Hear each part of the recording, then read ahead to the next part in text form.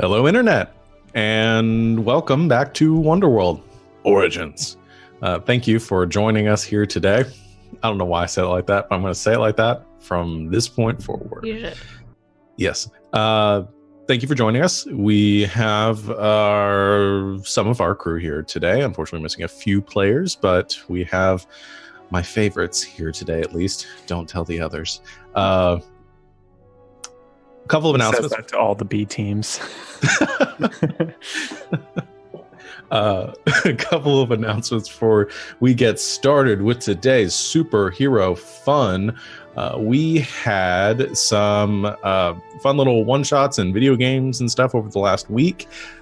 Savannah here ran a delightful game. Delightful, the right word? I'm going to go with delightful game. Yeah, I had a lot of fun. Murderously delightful. Yeah. I would say. Yeah. Featuring a a cast of woodland creatures just seeking to find their mother in The Witch is Dead, that game by Grant Howitt. Howitt. I can't remember his last Creator name. of Honey Heist. Yeah. That was played on last Saturday? Saturday. And is up on YouTube right now. It's on its way to YouTube. On its way to YouTube right now. I am on my game today. You're doing good. It's en route is hippity hopping to the barbershop of YouTube right now for your consumption. So keep an eye out for that. We will let you all know on the Twitter sphere when that is up. It was a lot of fun. I think we all had a lot of fun playing in it. Oh man, you guys were all there. Yeah.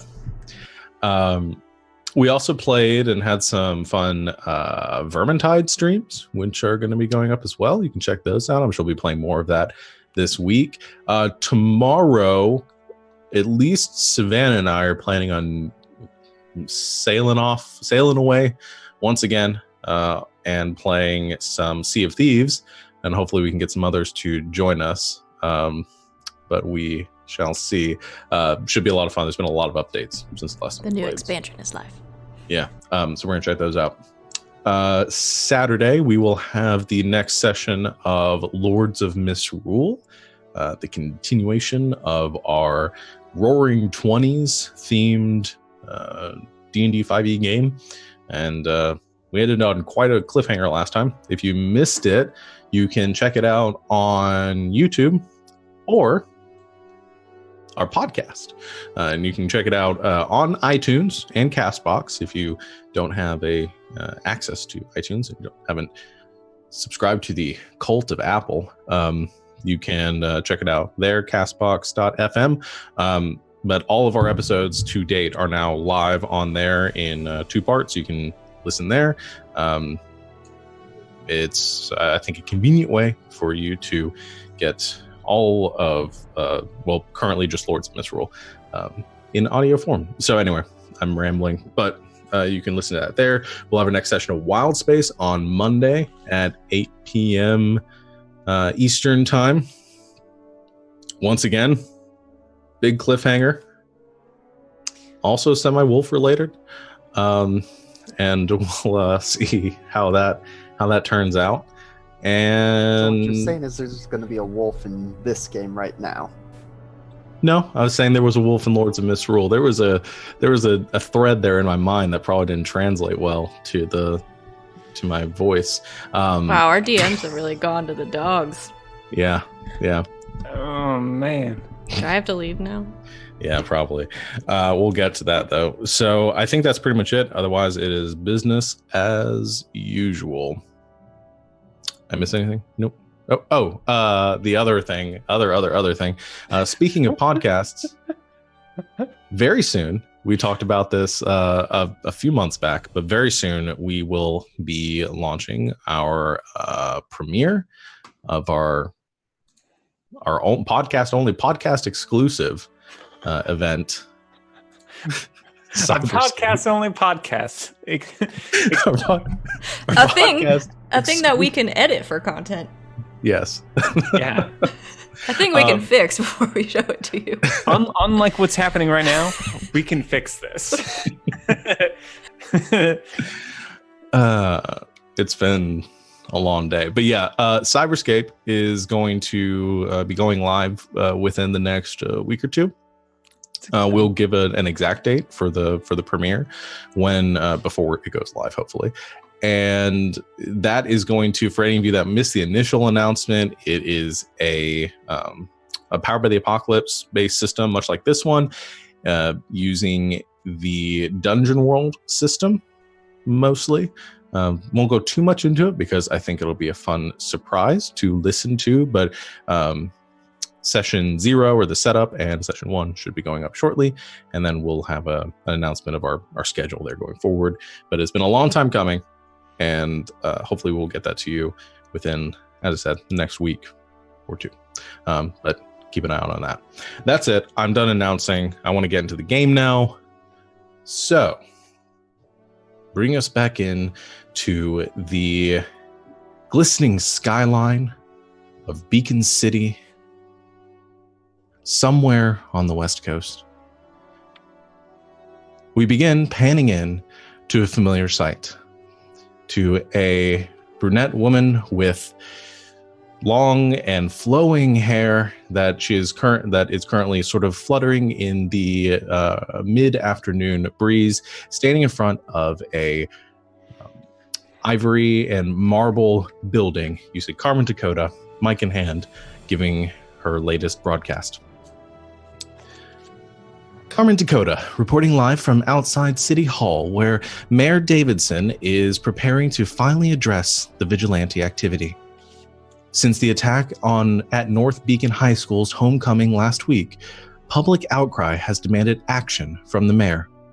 Sources close to the mayor's office have indicated Mayor Davidson and his advisors have been working closely with the governor's office to determine the best course of action.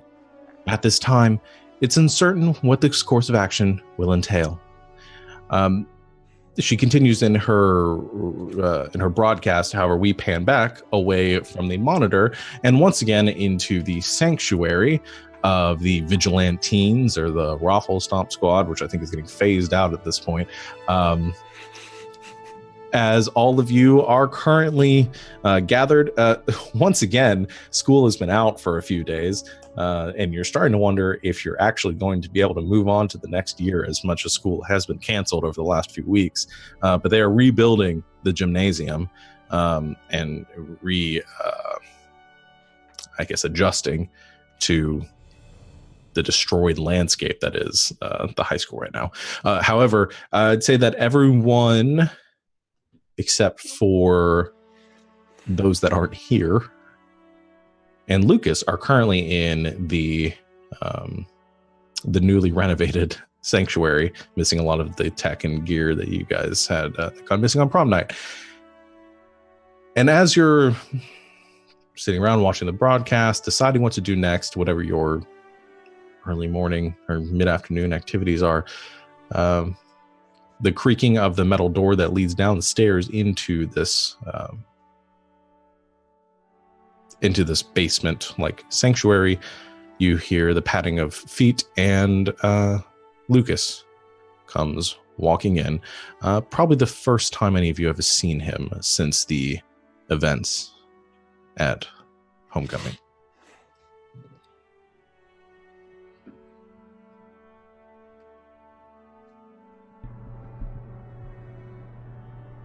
Where have you been? Hey, I've just been, I've been home. There hasn't been school.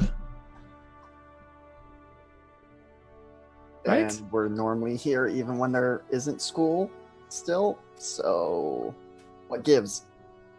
Why weren't you at the dance? Was that?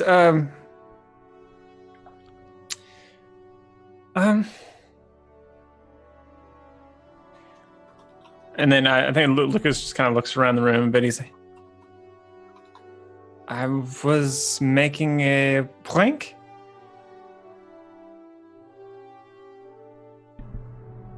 By not showing up? I don't know what pranks are like in Canada, but that's not a very good one here. I think Lucas looks clearly a little bit confused, but like very falteringly sure of himself. He's like, Rose and I, we had so much fun doing our little prank for the homecoming with the lighting and everything, and I thought that I thought that it would be funny if we pulled a prank on us. I had nothing to do with this one. Dude, are you okay? You're kind of spacing out on us. That is really funny in ways that I can't explain right now. I'm gonna have. I think at this point I'll let Ian roll to pierce the mask. Okay. -2, although I do have influence over Lucas, so I guess that's Sounds a about plus right. 1. So this is cumulative of -1. So I guess I add +1 to the roll 20 thing here. That's a miss, but potential. Ouch. Yeah. For the audience. That's a full miss. You do get potential, and his motives are as clear to you as I was trying to think of The jelly in your donut. Yeah, sounds good.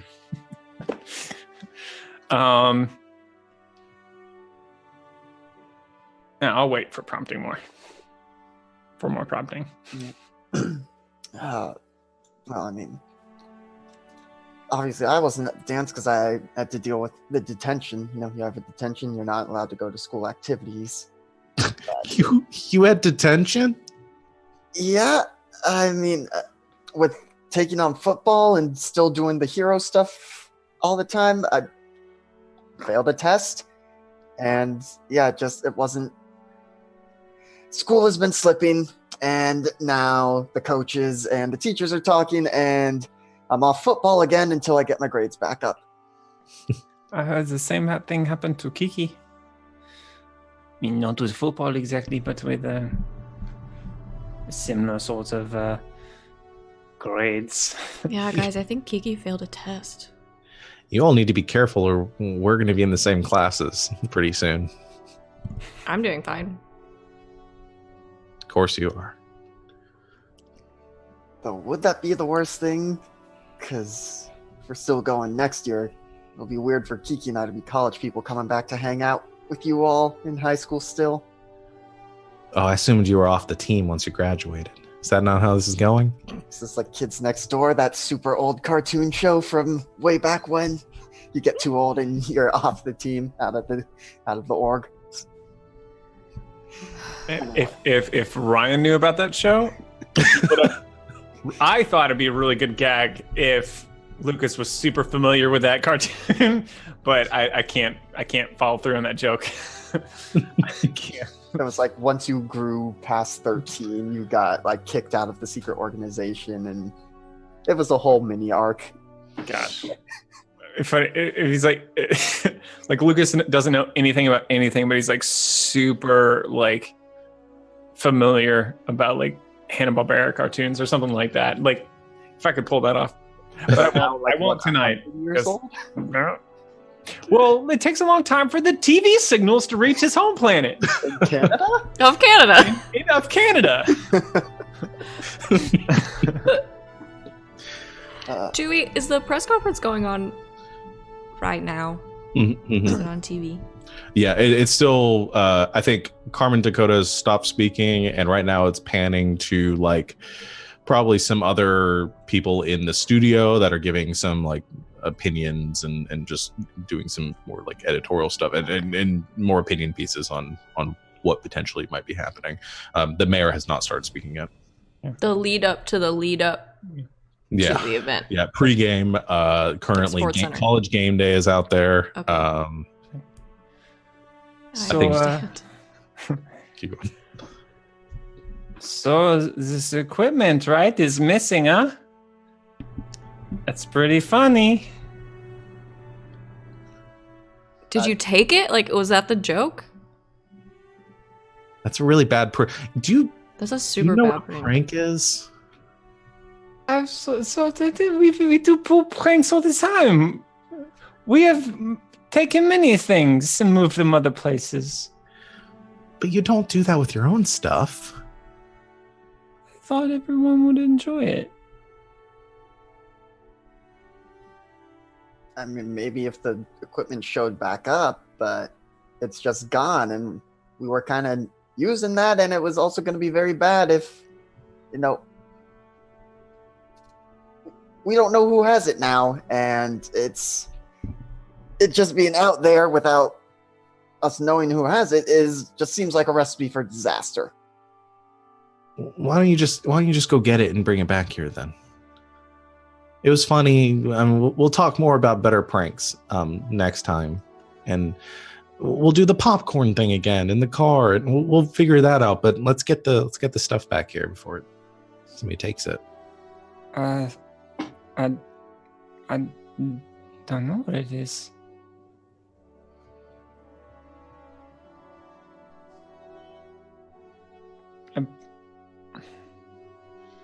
I put it in the back of a car, and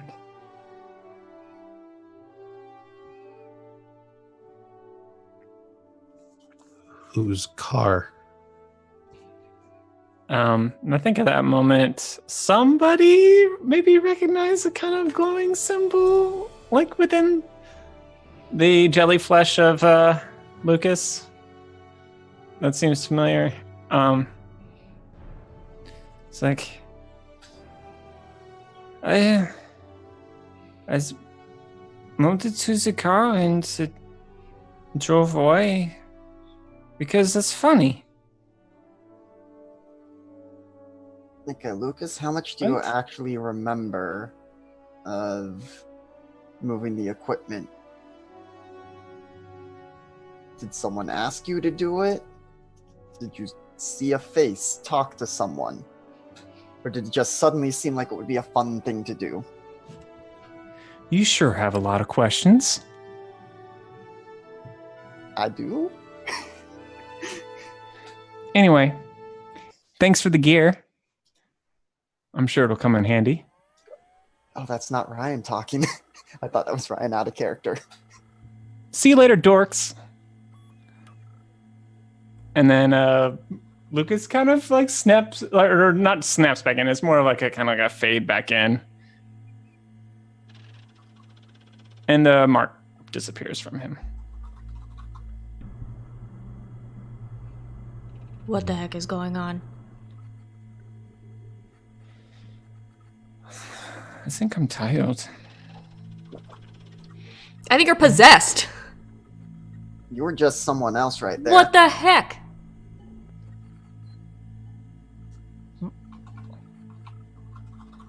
What do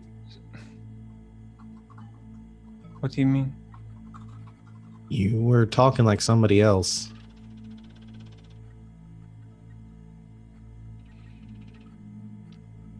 I'm sure it's just another prank. Usually with pranks, you're the one deciding to do it. I think somebody else was using you to pull a prank on us. I still don't consider this a prank. No. Someone knows we're here now. I don't think the sanctuary is very safe anymore.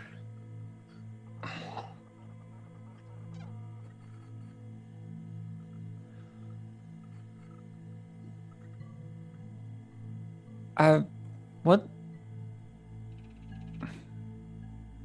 What's going on?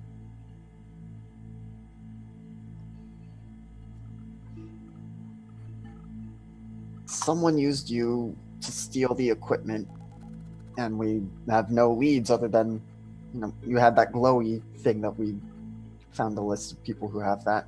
It's gone now, but you had it for a minute there. No one made me. I thought it'd be funny. I think I thought it'd be funny. I don't think you thought that by yourself.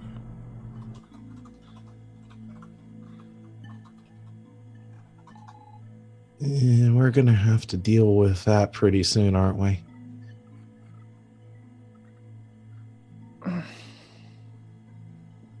Could we try dealing with it now? Don't we have that list, or can we not look at that? Can we not follow up on that anymore without the equipment? I mean, I guess we could start. And as you say that, there is a commotion on the screen right now, and causing you all to draw your attention over towards, I assume, the last television monitor that is currently in the bunker. No, did they take? Okay, here's my question to Ryan. They just took the stuff that we brought in. Did not take like all the equipment we had there previously. Yeah, and I like the idea that there's still like the closed circuit television that like schools like have like that's still there and stuff like that. But the stuff that may not be like bolted down. Okay. So maybe it took some of our gear. Maybe some of your gear that wasn't. Okay. Yeah. So one of the TV that does remain, maybe one of the more easily accessible ones was taken, but one of the higher up ones is still there, and that's the one you're watching this broadcast on.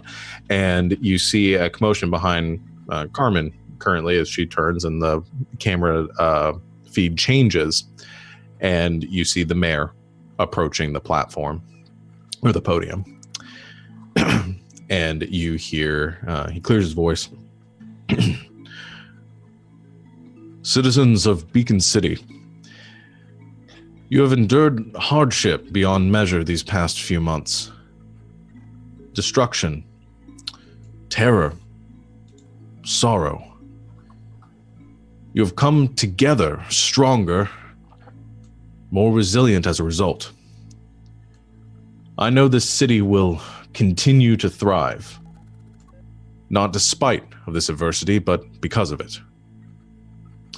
And he pauses in that moment and looks up at the crowd and sort of looks over them a bit. And he takes the sign or the papers in front of him, this speech that's clearly been written, and sort of puts it aside, looks up and takes another breath. I understand that many of you here and watching from your homes or places of work are concerned about one thing: our response to recent superhuman activity. This is a challenge unlike any a sovereign government has faced since the discovery of a round Earth, of microbiology, of planets beyond our own. This discovery changes our very perception of humanity as a species and of our evolution. I have no doubt that we stand at the very precipice of history, and that our actions will shape the future of all nations. For that reason, we have withheld action, not out of complacency, but for fear of not taking a well-thought and deliberate step into the unknown. Yet action must be taken when so many suffer from inaction. It is for this reason, and in conjunction with the governor's office, suddenly the camera shakes at the sound of gunshots within the crowd. Music change. That's not the music I wanted. Stop it. Suddenly there are gunshots within the crowd, and you hear the screams of panic. Chaos follows suit. The camera stabilizes in time to see a line of black-clad figures carrying assault rifles take the stage, stepping over the bodies of the guards positioned at the bottom of the stairs and restraining the mayor. A man steps out from between the ranks of soldiers, which you all see wear a recognizable patch, a green and purple DNA helix. A man with short, black curled hair and black framed glasses steps up to the microphone. And Olivia, your heart seizes. Beacon City, I am Dr. Malcolm Ian. In 1 hour, I will kill every person in City Hall unless these vigilantes surrender themselves to me. Your time starts now. And he steps away from the mic as the armed figures begin to pull the delegates on stage and the members of City Hall back into the building and up the steps. Hammer feed cuts.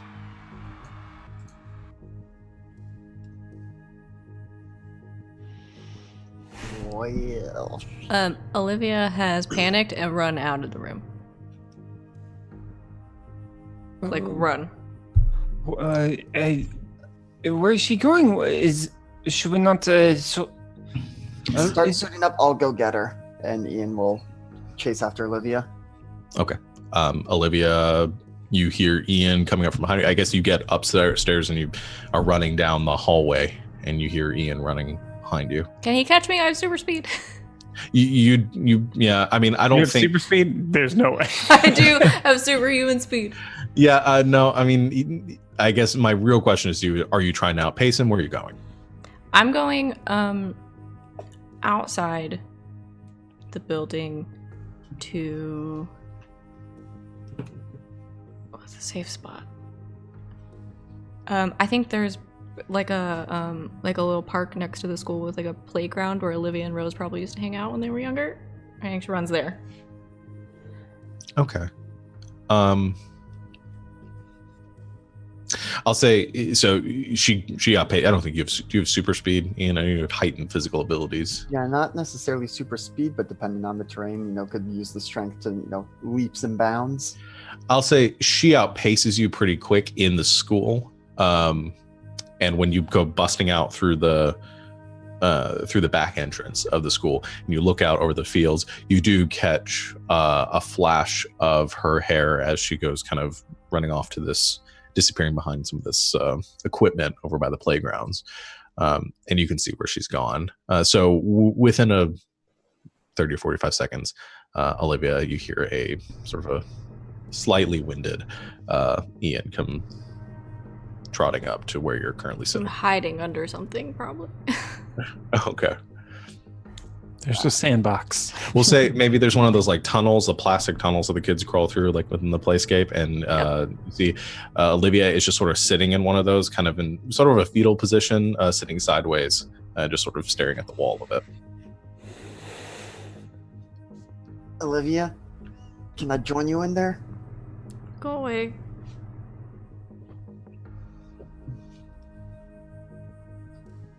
Olivia, I know this is obviously I don't know everything that's going on. I know that guy's bad news from what you've told us. Shit, I'm no good at this.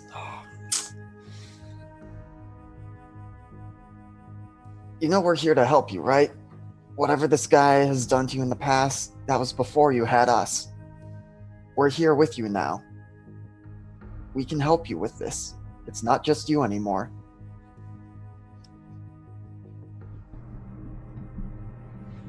Ian, this is my fault. It's his fault. He's the dick face doing this. You're not the one holding the mayor and City Hall hostage. Yeah, but he's doing this because he wants me. He wants all of us.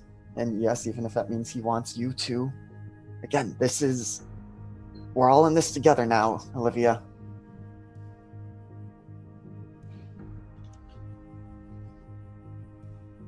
I can't do this.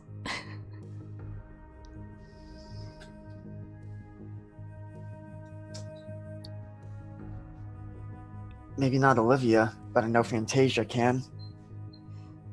I'm gonna have I think with that line, I'm gonna have you roll a comfort support. Yep, which I need to check one of my Bull's Hearts thing, because she is currently my Bull's Heart love. When you comfort or support your love arrival, mark potential on a hit. Yeah, I think. And I wish you were at the dance. That'd be so fun. Too bad you blew it up. Yeah. Yeah. Yeah, that's the only one for comfort or support. Okay. So -2, but +1 because influence. And would I also add another one for being the Bull's Heart? Does it say you add one for it, or does Add it? one rolls to all rolls that target these two. Oh yeah, So I have influence and Bull's Heart. So Yeah. I'm at a flat Bonus. Hey, that's an 11. Nice. Ooh. He That's likes really me. He good. really likes me. And because He you- likes me. I get potential, which gets me an advancement, which I will need to figure out. Yeah, and then on a hit, they hear you, and then Olivia, you can choose to mark potential, clear condition, or shift labels if they open up to you. Okay, If I'm you open gonna it, That's what I mean. I'm gonna clear a condition because I currently have the afraid condition. Okay. I'll get rid of it.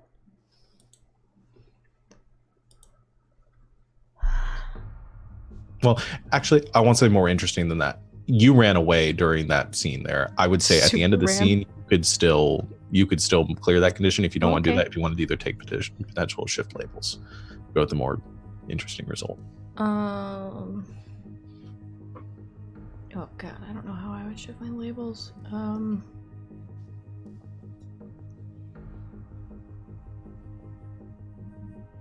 gonna do that because that sounds interesting. Okay. I'm gonna. What's So you can choose how you're going to want to shift them, and then you can and then I want to see how you play it out okay. with that shift. Okay, so I'm gonna shift my crap. This is really hard. I'm gonna shift my mundane down, Mhm. and I'm gonna shift my danger up for that directly engage. Perfect. And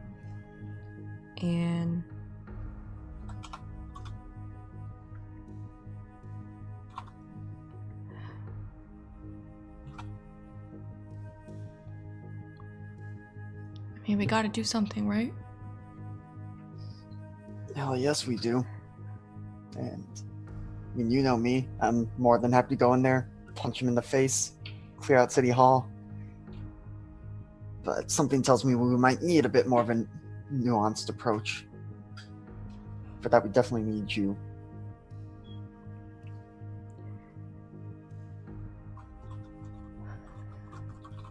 Let's go. We're wasting time. Atta girl.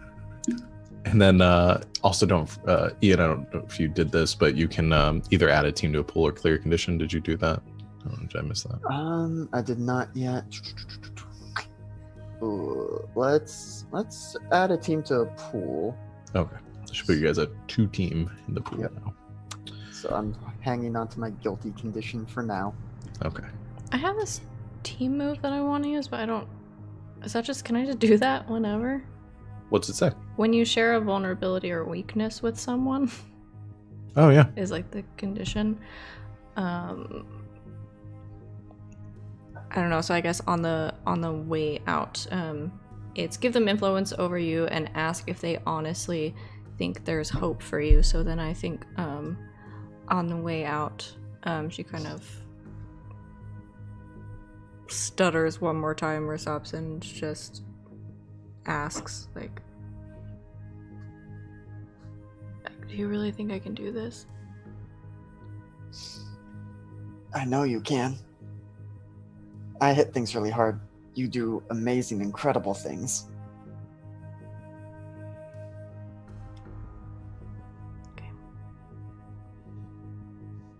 And if they say yes, I can mark a potential or clear a box from my doom track. Which I'm gonna do that. Nice. All right. So you all suit up. Superhero montage again of gloves, pants, mask, and and schlorp. And I think you all gather in the room in the center of the sanctuary, and Rose sort of like bouncing foot to foot and said, "All right, we doing this? Hell yeah, Yeah. we are. All right." And I think because it makes sense, and with the moves she picked up before, I think Rose has a pair of nunchucks that she's never had before, and clearly probably doesn't know how to use, but she has them right now.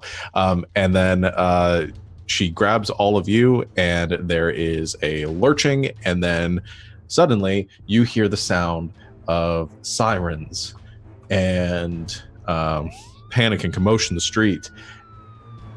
and a helicopter.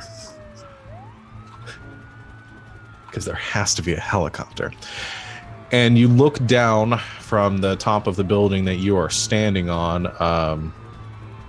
a small sort of apartment flat across from, no, actually it's probably the courthouse, across from City Hall.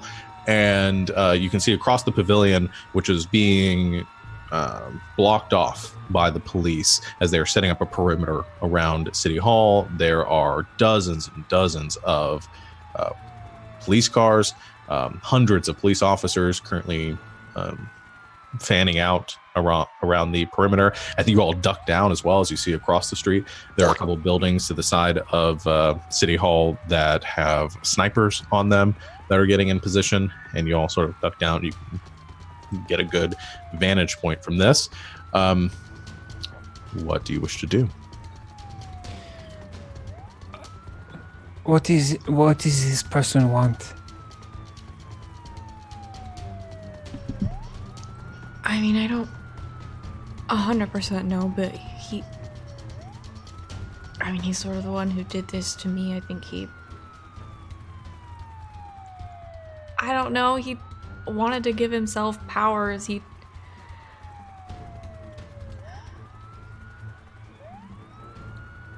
What do we need to know? Really quick rundown. My dad and Dr. Ian were on a team that came up with this, I don't know, experimental treatment. I guess I was really sick and they tried to fix me, and it fixed me, but also gave me powers. And he sort of went off the rails and wanted them for himself, and he did all kinds of bad stuff. That's why he wasn't at Helix anymore. He didn't work for them anymore. They booted him. I don't know what's going on. I mean, I only know what my dad told me, but I mean, he's nuts. He's power hungry.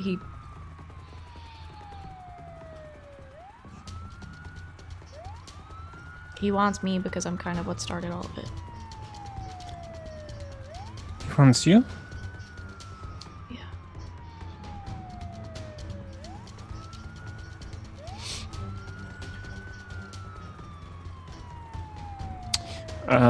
I think Lucas is going to slowly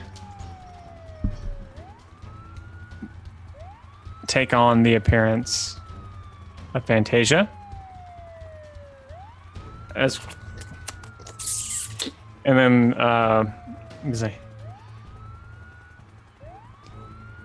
then maybe we can give him what he wants. And then what? That is the second half of the plan. I was hoping you would be able to fill in.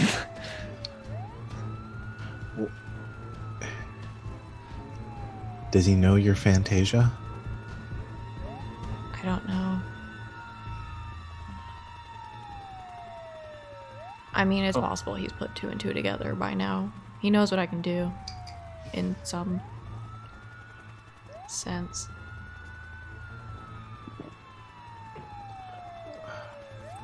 I mean, our biggest concern, I think, is the guys with the guns, right? Well, for some of us. Well, maybe if it might be can I peek over wherever we're hiding behind and just get assess the situation? Is that sure. Yes, is that an actual move? Yeah, that's a move. That's a move that you can use right now. It is a move. Yes. Okay. Yeah, you can roll. It's a superior. Okay, rolling now.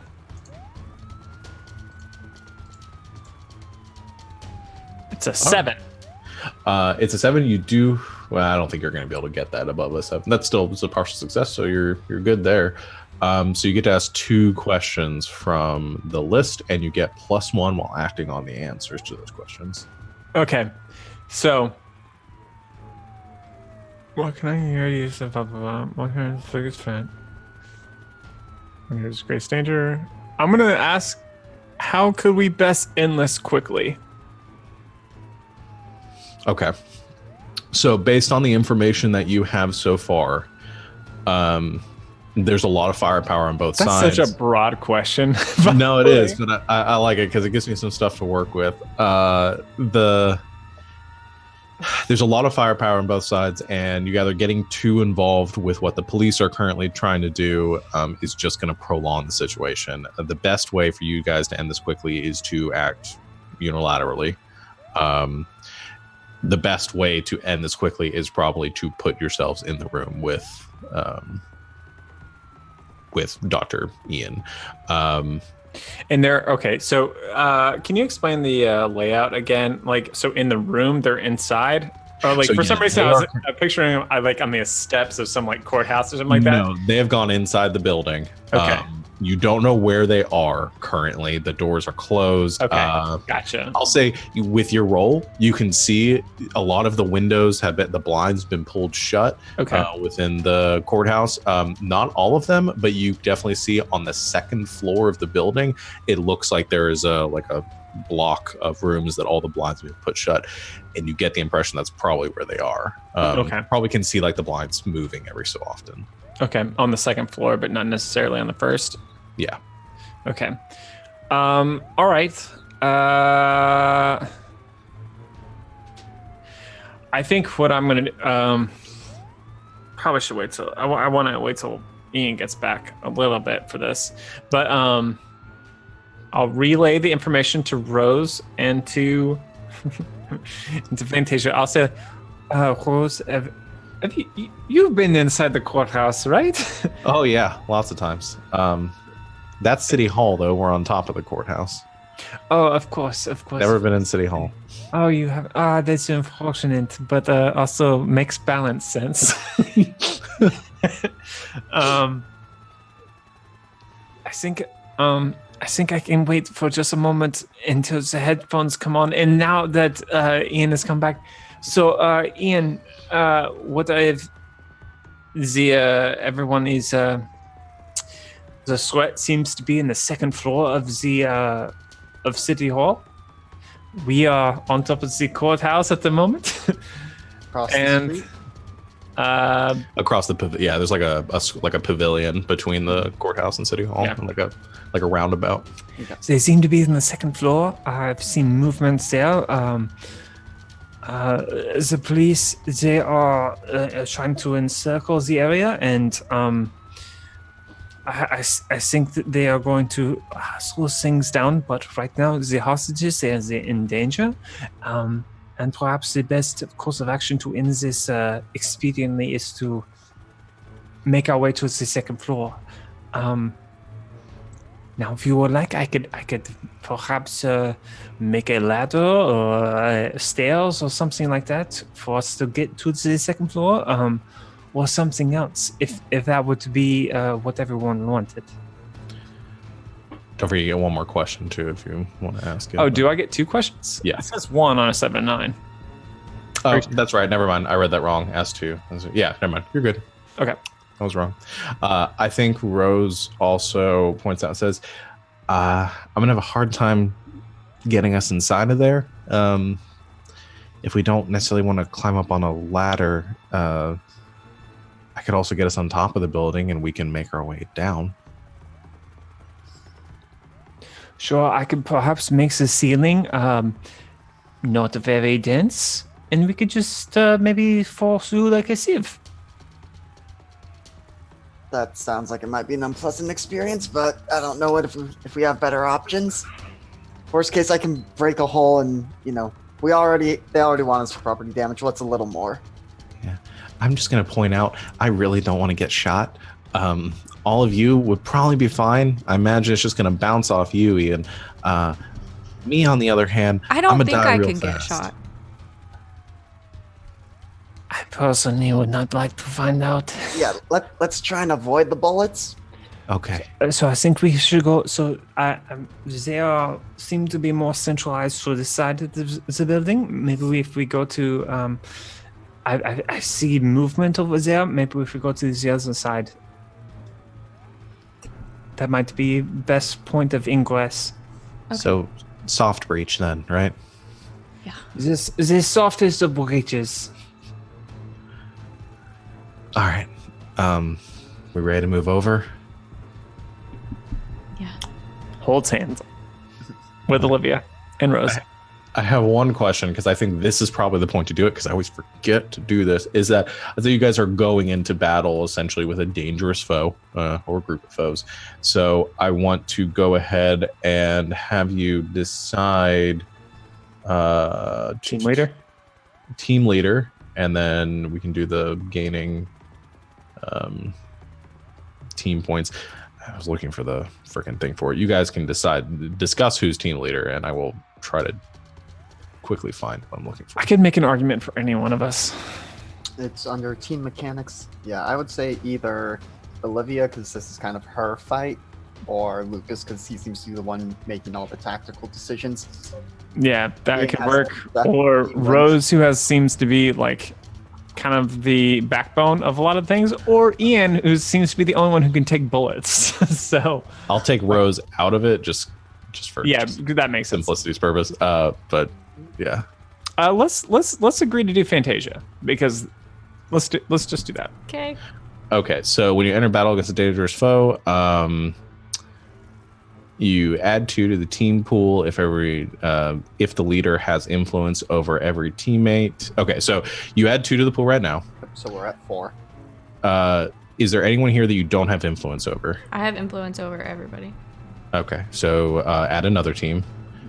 Do all the same purpose in this fight. Save I the would house. imagine so. I think so. Sounds like it. Okay. 6, so much team. Then another team. If a team member mistrusts the leader team, you remove it. I don't think anyone mistrusts Olivia right now. No, I'm not the leader, so I don't think we have that's to worry true. about mistrust. And if your team is ill prepared or off balance, remove a team. Do you guys feel ill prepared or off balance? I'm gonna say I'm a little off balance. Okay. Yeah, and we, I'm deeply troubled by what they're telling me. It doesn't match my own experience. Okay. You can remove a team. You can also negate removing a team if the team leader marks a condition instead. So that is up to Fantasia. If you, we can either remove the team or you can mark a condition and How many do void. we have? How many do we're you at have? 6 now. That would put us to 5, removing the 1. That's way more team than we've ever had before. Yeah, you're only allowed to spend 1 per thing, right? Each person is only allowed to spend 1 per thing. So you could spend right now up to 3. Or, well, no, 2. Because I'm not going to spend any. But Cool. So I guess it doesn't hurt us to like go from like 5 to 3. We can only spend 3 max anyway. 1 per. Wait, I encounter, don't- just I don't 1 understand. per time of trying to help. per time trying to help. Yeah. So any roll okay. that's being made at any point, as long as you guys are pretty much at the same room, you can help on. So you guys could burn through that pretty quickly unless you guys all just roll super, super well or super, super bad. I'm gonna take a condition to negate that. Okay, so that keeps us at 6. Yeah. Okay. My bad. But No. It's it's a little confusing. Yeah. So you can. sorry that Lucas was I'm gonna. not trustworthy. Okay. So you can let me know which one you pick in a second if you need to. But the Rose, you all kind of link hands at a moment and lurch, and you still hear all the sounds around you, except you're standing on a different building. You are standing on top of City Hall. Can't hear anything as far as underneath you goes, but you're about on the other side of the floor from where you saw that movement before.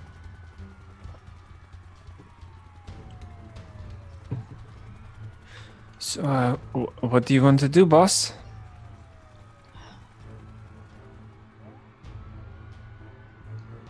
What was the easiest way for us to get in? Well, I can punch a hole in, or we can try this phasing through the roof stuff. I'm gonna vote for the phasing through. Yeah, if we want to be quiet. Let's try it, Lucas. Okay. Here I go. I've done this so many times before.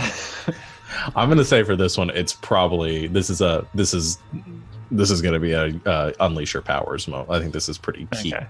Unleash your powers. All right. All right. So that's a hit. It's a hit. Sorry, I should declare that. Yes, it's a hit. It's a partial success. Yes. 7.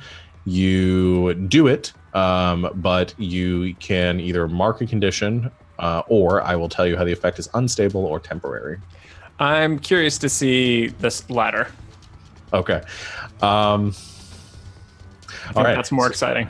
Yeah. So I think you put your hands onto the ground here, and you're trying to make it like super. You're trying to remove its density, essentially. Pretty much remove its density. So like the goal was that we just like slip through like it was like sand or something, and then plop on the top floor of the city hall. But okay, I'm assuming you're creating a hole, and then you guys are going to jump through it rather than just creating it underneath everybody where they're currently standing. I mean, that would be ideal. Either way. Okay. We're gonna go with the latter. So suddenly the ground underneath all of you begins to disappear, or essentially feels like it disappears as you all begin to just sort of phase through it very slowly at first, and then suddenly it feels like there is nothing underneath you. It is just an illusory floor, and you all begin to plummet downwards. And as you fall, only about 15 feet or so, you all go crashing into the tables and furniture and furnishings of a small like office here in City Hall. Books and pens and everything go just flying across the room, and you make quite a commotion as the effect didn't quite have the impact that Lucas wanted. You are in City Hall though at this point, and you begin to hear, I'm sorry, from down the hall, the sounds of shouts and of boots on the ground making their way in your direction. Could have been worse. What do you do? I'm gonna turn into a riot shield for Fantasia. I was literally about to say almost the exact same thing. Okay. Or should I turn it to for Rose and you want a psychic one? That's what I was thinking. Okay, then I'll do it for Rose. Okay, so this riot shield forms here in front of just Lucas, turning into this big sort of 4 foot tall shield with the plexiglass on top, and it begins to sort of list to one side, and Rose catches it as you form a psychic barrier, I guess. Yeah, I can do psychic construct, so I'm just gonna make something similar. Okay, you form your barrier as well. As Ian, you look over the other two, having formed their protection. Suddenly, there is a slamming against the door as it just goes launching open, and a very broad-shouldered, sort of combat armored individual pushes their way in the room and begins to scan the room with their assault rifle before locking eyes from under their visored helmet towards you. What do you do? Does this look like SWAT or one of the Helix goons? This is one of the Helix, where you see that same Helix patch on their shoulder. All right. I think I'm going to just directly engage the threat. Okay. So how do you engage it? Like, describe to me what you do. Kind of bull rush him as he's still sweeping. Try and first get, shoulder the rifle up. Some of that time from football taught him how to tackle a little better, but first try and get the gun out of the equation, and then if you can, just rip it out of his arms and beat him with it. Okay. Playing some heads up football. Let's go ahead and roll danger. Yep. That is a 13 full hit. Nice. You get to pick 2 from the list. And I'll read it off for the audience. Resist or avoid their blows, take something from them, create an opportunity for your allies, impress, surprise, or frighten the opposition. Yeah, so I think definitely resist or avoid their blows and take the gun from them. Perfect. So you slam in, and I'm going to count this for this person. This is taking a powerful blow in this situation. So you slam in, giving them no opportunity to fire as you just rip the gun from them. I think it probably bends in your grasp, so sort of like pretzeling for a moment as you throw it to the side. And as he sort of stabilizes for a second, you throw your shoulder into him for a second strike. He goes slamming up into the wall, the plaster sort of caving in at that moment, and then he tumbles to the ground. You see the second riot gear wearing, or the armored Helix enforcer turn their gun towards you as they begin to fire bullets into the room. Now you are bullet resistant. You're like super armored though, right? Yeah, it's heightened endurance. I think at this point, depending on the caliber of the gun, some would ricochet, some may pack a bit more of a punch. Okay, I'm going to say for you, this is going to count as my move here is going to be you're taking a powerful blow here against it. So I'll have you go ahead and roll for that, and then I'm going to have you've got your psychic construct up. I'm going to have Lucas roll to defend someone. Okay. And I'm going to have Olivia.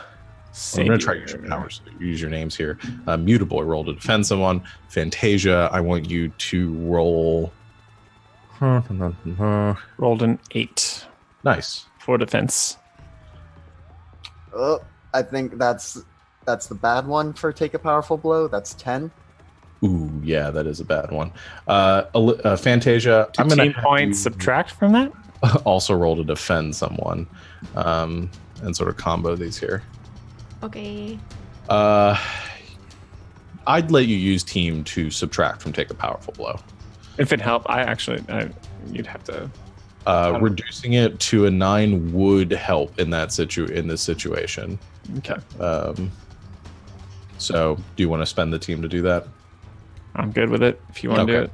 Yeah, you do that. So you describe. I think so. The bullets you're going to take the shots for recall. However, you're noticing that Lambast is getting pushed back a bit, and some of the bullets seem to be kind of they're not like piercing him, but definitely having a pretty hard impact. He seems to be shuddering there. What does Lucas do in the situation? I think to assist or to try to help him here.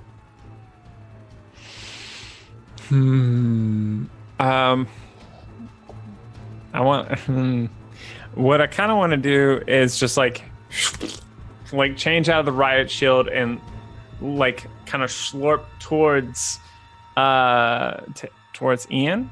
Mm-hmm. And I kind of want to create like almost like a Final Fantasy VII massive broadsword that he can kind of use to like deflect bullets, but then like use to like be aggressive on his next turn. I like it. Okay. Yeah. So you morph out of this form as you deflect the bullets ricocheting towards Rose, and then Lambast, you suddenly feel in your hands as the bullets stop hitting you, this massive like buster sword, this buster blade in front of you. There's this nasty piece of massive metal that is currently absorbing the shots for you. And Fantasia, what did you roll? I rolled a 7. Okay, and so you both rolled mixed successes for defending someone. So what I will say in this situation, it costs you expose yourself to danger. It costs you expose yourself to danger or escalate the situation. So I already feel like I know what Lucas did. Lucas chooses from that rolling that forward. It feels like Lucas is sort of escalating the situation here with the sword. But what does Olivia do when you feel these bullets beginning to pierce your shield. I'm going to. Oh gosh, this is a small room. I can see like what's happening with Lambast and everything too, yeah. right? Okay, then I'm going to. I don't know which one this counts as. Maybe both. But I have superhuman strength and speed, so I'm gonna like shield charge, like Dragon Age style, just charge at this guy. Okay, so the Buster Blade forms in Lambast's hands, deflecting the bullets as this soldier takes a few steps back, just out of panic, and begins to take another shot. You see sort of a flash of pink underneath you as Fantasia ducks underneath the blade and goes running forward. Again, this is just a normal human, so you kind of propel your shield forward and just sandwich him into the wall, and his gun falls to the side, creating a big mess and a loud just racket from the everything that he's I think he probably smashes into like a mirror on the wall, and that mirror shatters, making a lot more noise, and you begin to hear more commotion coming from down the hall as more people start to make their way in your direction. Time to go. So I think I still need to choose because we reduced the powerful blow, but I still need to take the effects from that. Yes, you do. So 7 to 9, you get to choose either to lash out verbally, you provoke a teammate to foolhardy at action, or take advantage of influence to inflict a condition. You give ground, you give them an opportunity. I don't know if that really fits here, but if you can figure out a way to work that, or you mark 2 conditions. Yep. Ooh. I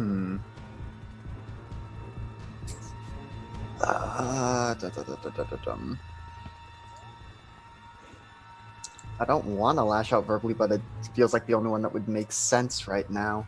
Okay. Who do you provoke to foolhardy action or take advantage of your influence to inflict a condition? Yeah. Foolhardy action. Yep. That sounds the most fun. Yeah. So I think probably saying something to Mutaboy, something like, really? A giant sword? Why don't you just, I don't know, turn into a tank if you're going that far? Okay. So, Mutaboy, what do you do? Well, gosh, I guess it turned into a tank.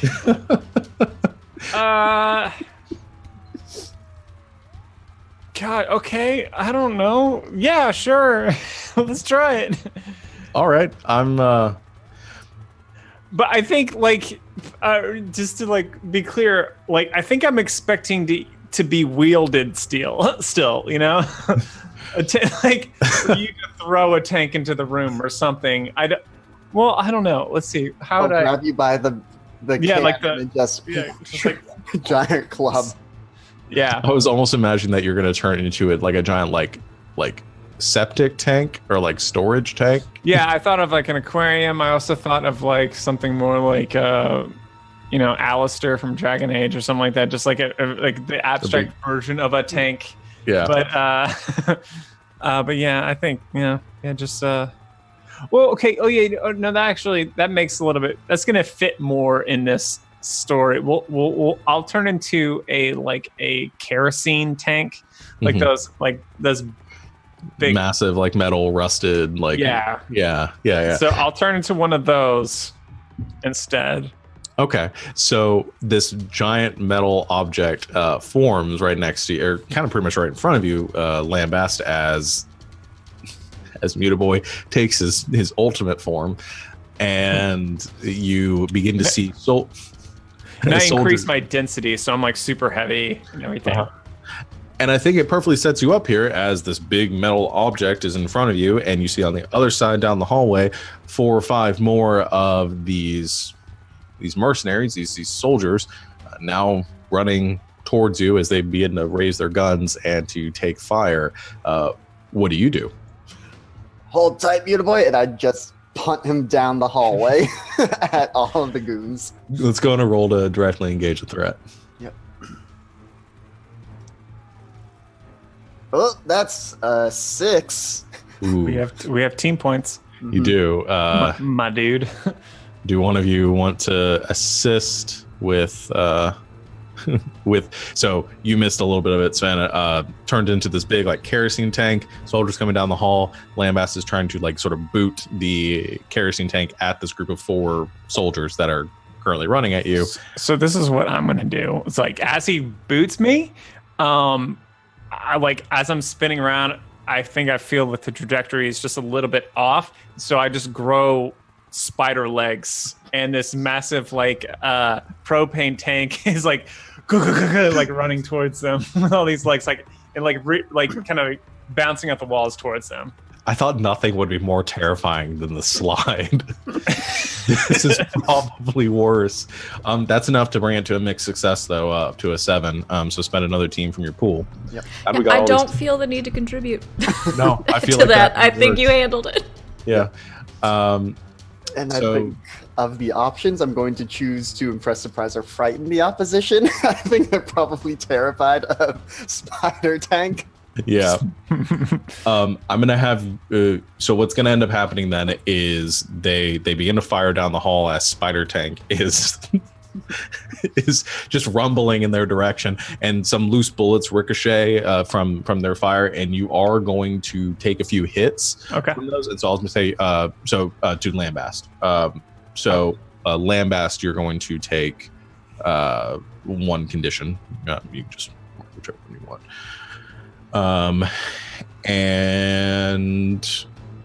But however, 2 of the soldiers are just 3 of the soldiers are just flattened. They're alive, unconscious, probably with a few fractures, but out of commission for the time being, as one is flung to the wall and 2 of them are just like impacted into the floor, embedded in the floor. And the one that remains, as Spider Tank sort of rights itself at the end of the hall, you see this soldier drop his gun and just begin to book it in the other direction. And I think like the tank of it, like it just splits into a mouth, just like that runs off. That works. Instead of going to the dance, Lucas was at home watching 8-Legged Freaks. Yeah. And then I think Lucas picks up all the arms, or picks up all the guns with all, and like the grows spider an legs. extra set of arms as he kind of like gets to his normal form. But I think he's like holding them like weirdly, and like not by like the handle where the trigger is, just kind of like just holding them out. He's not a gun person, but he's holding them. And then kind of like presents them, I guess, to the leader, because like, I think we should go with no guns. Yeah, and I'll just start bending them, snapping them. Yeah. No gun sounds good. All right, we ready to go? Yeah. do the ones that are unconscious, do they have any like gear on them that might be useful to us? Is that an assess situation, or is that a different kind of role? I don't think that's a role, really. I mean, they have basic sort of. Any walkie-talkies that haven't been crushed? Yeah. I'd say they have some walkie-talkies. Are they chirping, or are they silent right now? I'd say they are chirping right now.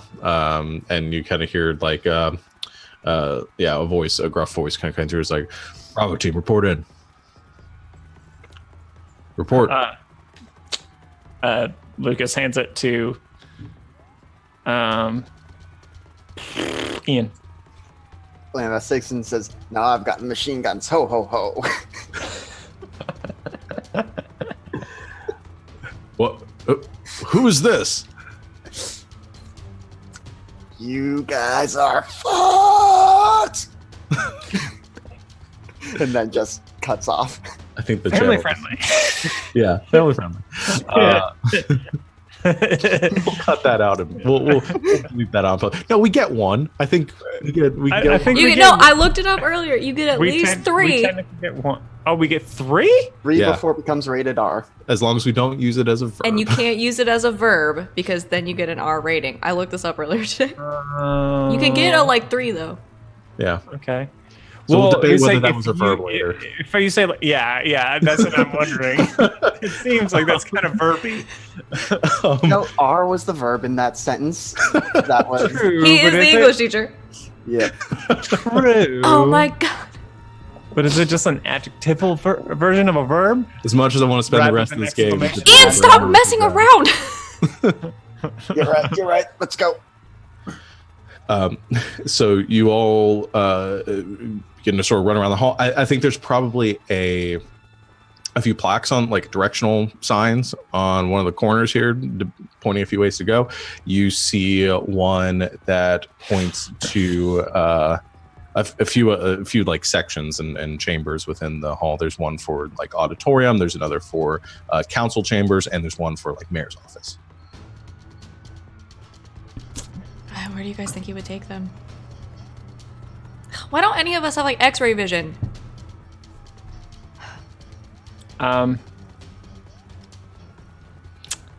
Well,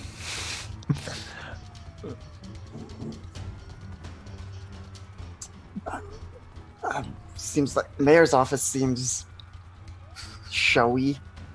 Yeah, but he's got hostages, right? There's got to be a lot of people in City Hall.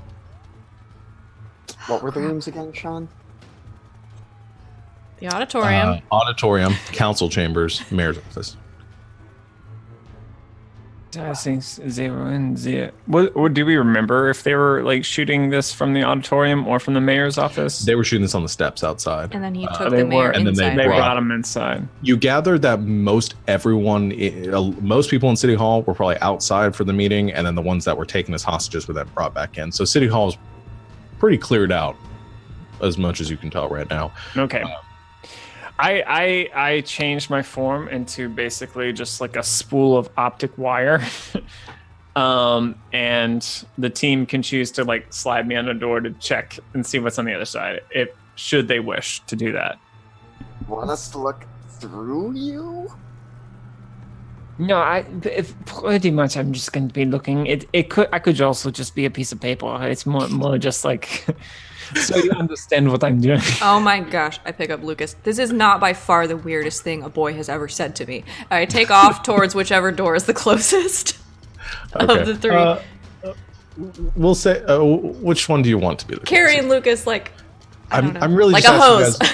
you guys, where do you want this boss fight to be? I like the mayor's office. Let's I feel do like, it, yeah. I Mayor's feel like office? with the gym was too close to an auditorium, so let's do the mayor's office. Okay, cool. Visually, I think that's the one I wanted to, but I just wanted to see what you guys would pick. That seems like So- the most dramatic. Yeah.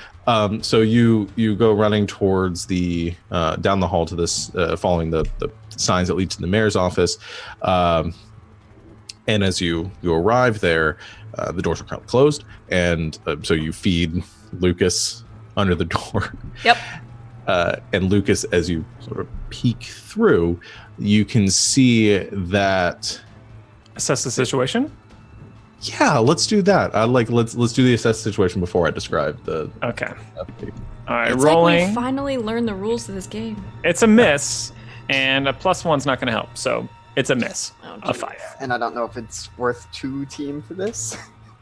Oh, can you? I don't think I can You could- spend. No, Or they but could- the oh, other I two see. could both spend 1 if you really wanted to succeed on this roll. Would Can I that do use something? up yeah. I want to. Oh god, man.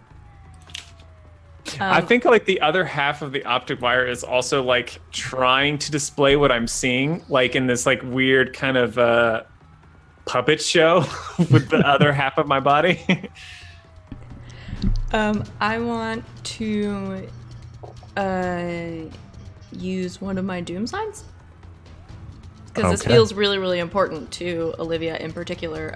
So I'm gonna mark a doom track to use infinite powers, which lets me use an ability from any playbook once. Okay. So I'm going to use Won't Let You Down from the Beacon playbook, which lets me by myself spend 2 out of the team pool to help Okay. somebody. Okay. And I'm gonna try to use I don't know how accurate this like machine is that he's made, but I want to try to myself use my psychic constructs to try to like right whatever is wrong with his like weird wiring. Okay. So is this so you get to spend 1 point and you get 2 plus 2 for it, or? No, it lets me spend 2 by myself. Okay. So the points are still getting spent. Yeah. The points still good. Am I control? Oh, no, there we go. I've already deducted them. Okay. I'm also going to do one thing, and this is sort of retconning a bit, but I want you guys to succeed. I realize that you should have gotten +1 forward on some of your rolls initially coming at breaching because of the assess the situation from before. I'm going to give you 1 team back to make up for that, because I think that probably would have negated one of the failures at some point. That's right. So I'm just going to give it's you 1 way back. less dramatic. But you still get to, you're still doing your thing. Yeah, I think I don't know. I think Olivia does that. I think there is this moment where it's like extremely, almost selfishly important to her to know what's going on in this room. Okay. I like that. I like that a lot. So you get a mixed success here then. All right, so I'm gonna say, I think I want to the same thing. How could we best end this quickly? Okay, so you all get the monitor that comes up, and you see that there are not very many hostages in here. In fact, there are only 2 that are currently sort of on their sitting with their backs up against the mayor's desk, and standing by the window behind the mayor's desk, or on the other side of it. You see a tall, dark-headed figure currently like peeking through the blinds for a second. You see Dr. Malcolm Ian. There are no guards in this room other than him and just the two hostages in there. And I think at that point, as part of your role here, I think the fastest way to end the situation is just to get those hostages out as fast as you can. And then all that's left is him. Okay. Should I try the flossing again? I could jump in and get them out. I think Oh that's yeah, our you can best bet. see what we're doing. Yeah, cool. Love it. Go ahead and get them out. We'll deal with the doctor. I think that's the best plan. All right. I'll be back in a second. You ready? 1 second. I'm gonna try something else. I have so many new things to try. I'm gonna turn around and look at. I'm gonna turn around and I'm gonna look at Ian and kind of like grab him by his wrist and be like, "Tell me we can do this." We got this. We're the Rafflestomp Squad, aka Vigilantes. Vigilantes. Okay. They're both good. I think I don't really know how to describe this. I want to roll to charge up my powers. You're literally channeling positive energy. Yeah, but I think there's always kind of a wall where I think Olivia doesn't want to let her powers come out in full force. But I want to try to do that before we go into this room, so I can use burn. Okay. that So I go have ahead and make your now. roll. Oh god, I'm so nervous. What if it's bad?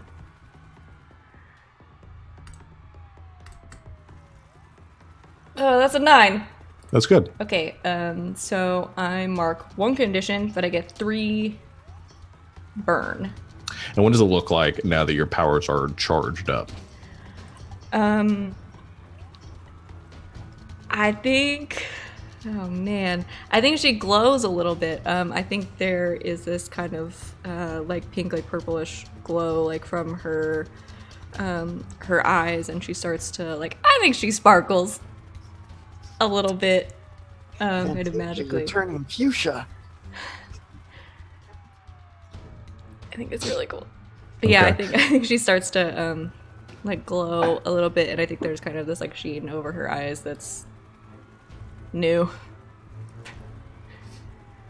And I think you all see this, and Rose nods, says, "All right, we'll talk about that later. Ready?" I'm gonna mark angry. Makes sense. All right. 3, 2, 1, go. And she pops out of existence. I think you hear kind of a muffled, and then there's another, and then that muttering sort of stops.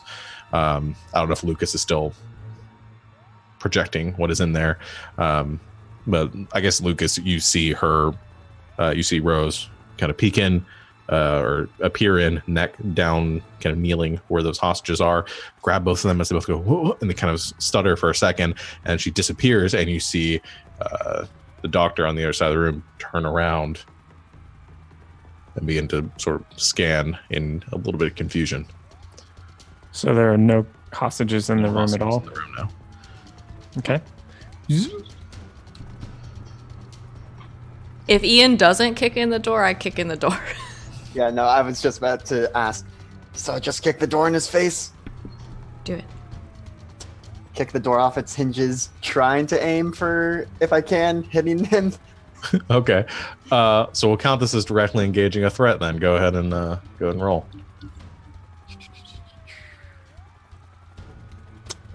That's a 5. The door doesn't come all the way off.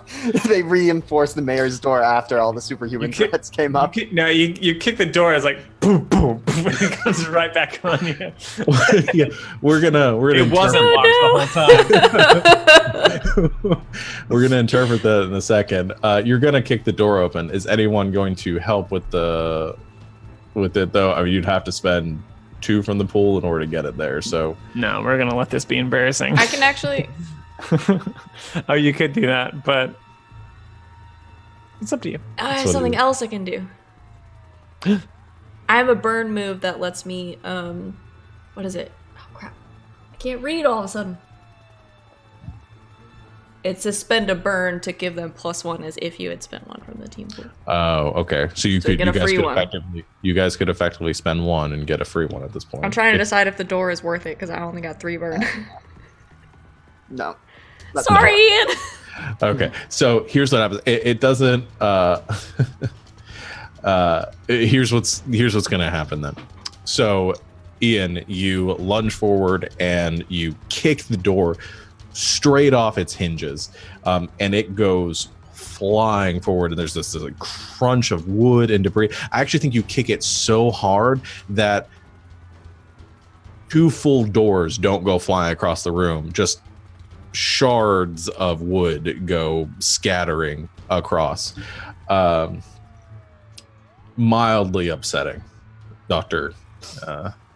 Malcolm Ian. And I'm going to quickly change the music here for 1 second. And he turns his glasses, the kind of sheen reflecting in the light as some of the debris rests and knocks over some of the fixtures on the desk. And he looks out at all of you and says,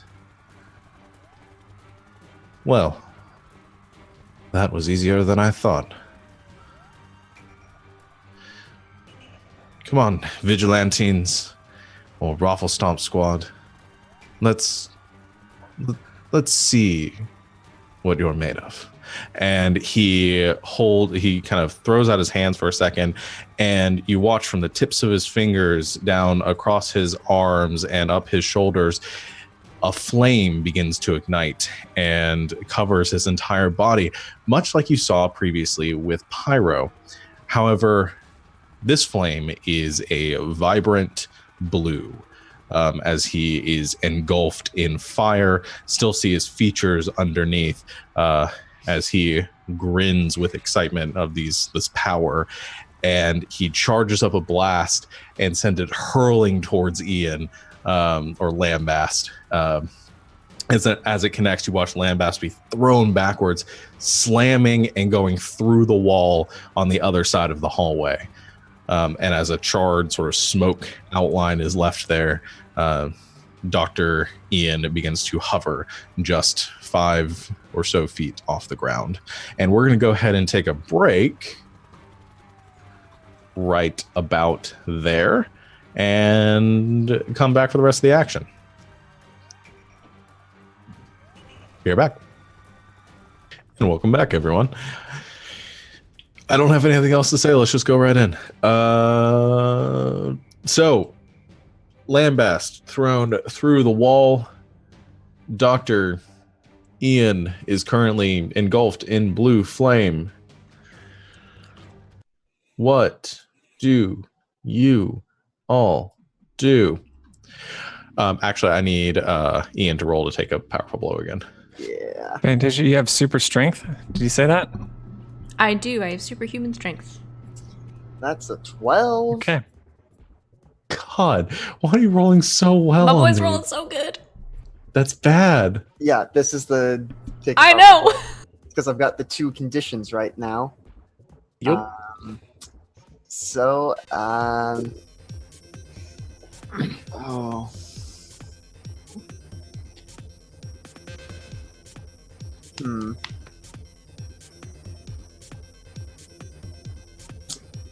I think I want to try losing control of myself or my powers in a terrible way. Ooh. I like that. We'll get back to it. The rest of you, what do you do? I turn into an enormous mallet. Okay, sort of like a Harley Quinn style, like Yes. massive. Yeah. Oh my like, god, this is like my dream come true. Yeah. Okay. Suddenly, there's a giant mallet next to you, Olivia. Just like conk, conk onto the floor. Like, I think the floor cracks a little bit. I have super strength. I pick him up. Okay. And I look at Lucas and go, have you been reading my diary? And then I'm going to swing the mallet around and try to Okay. onto Dr. Ian. Go ahead and roll to directly engage the threat. We haven't talked about. Okay, there's something I want to talk about before you Let's roll. play a game called My Danger is Really Bad. Before you roll, though, we haven't really talked about any benefits that are like given by Lucas turning into weapons and stuff for people. I mean, feel we like can have that, like, burn team Are they good? points. if you want. well, I I like. the have idea of just influence you're over spending him. your Does that time- count? You're spending your time doing that. It does. I'll say what I'll do in this situation is roll to unleash your powers. If this goes well, then I'll give her the +1. Okay. All right. Rolling freak. Oh god. Snake eyes. And a +1, so 3. Oh, I can't help you. All right. So- Well, you get to choose then. She's not going to get the plus. Well, I'm still going to give her the +1, but you get to. You can either choose to mark condition, or I'm going to tell you how the effect is unstable or temporary. Okay. Wait. So say it again. You can either. Oh no, that's a total miss. That's Never a, mind. yeah, it's a total. He miss. rolled a 3. That's well. I keep reading the things wrong in this. Total I miss. was like, that sounds pretty good. Wait, No, it is. I think you pick up the. I think you pick up For the. a second, I thought maybe I just like fall through the floor into the first floor and like just like completely take myself out of it. I was thinking we can either do that or we can do pick up the mallet, and it is like it's like one of those like sock and bopper mallets. It's makes a actually totally hollow. Oh no. It makes a squeak noise if she hits someone with it. Can I mark But double it's- angry? But could it be possible that if she rolls really like maybe if it was like a -1 to her next thing and like she still hits hard enough, like it's just like a really comical squeak when it.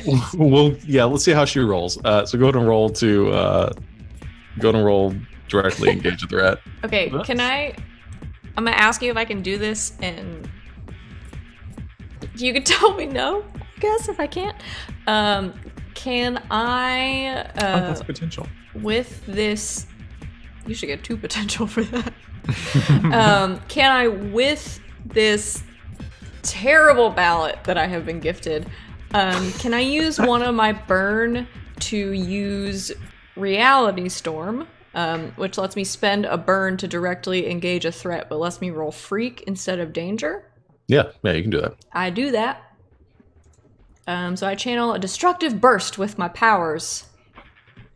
And I'm gonna roll freak because my freak is +2 and my danger is -1.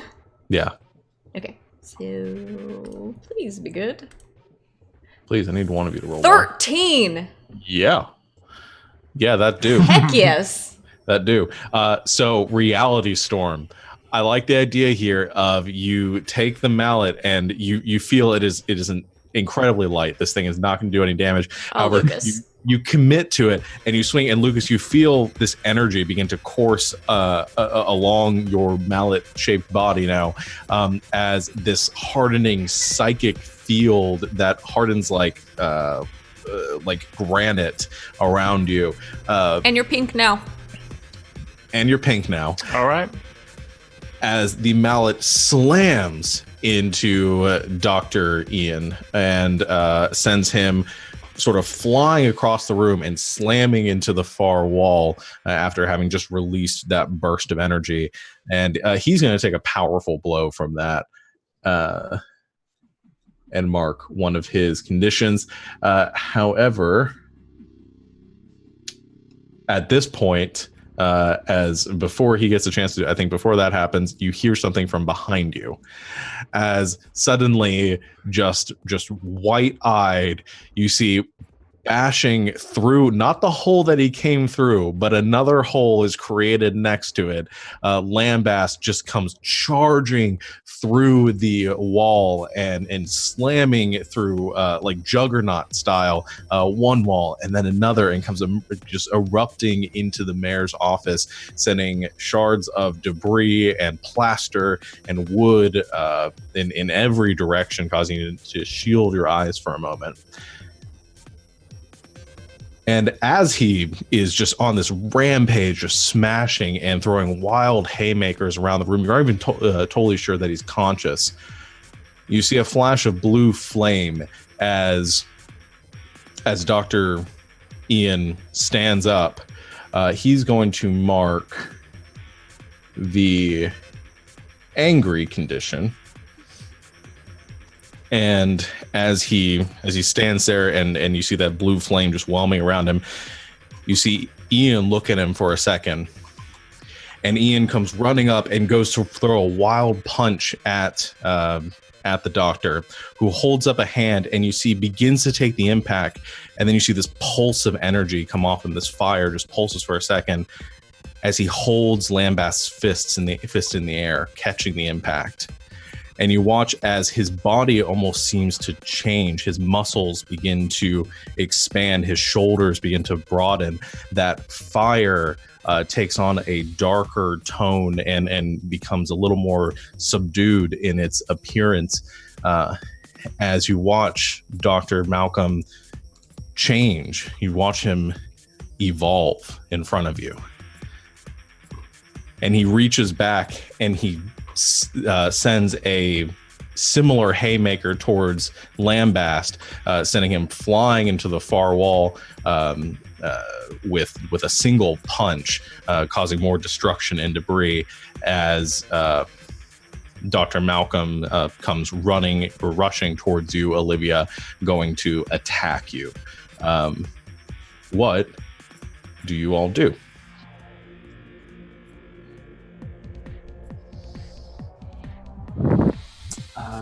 Am I back? I'm saying you're back to yourself now. Yeah.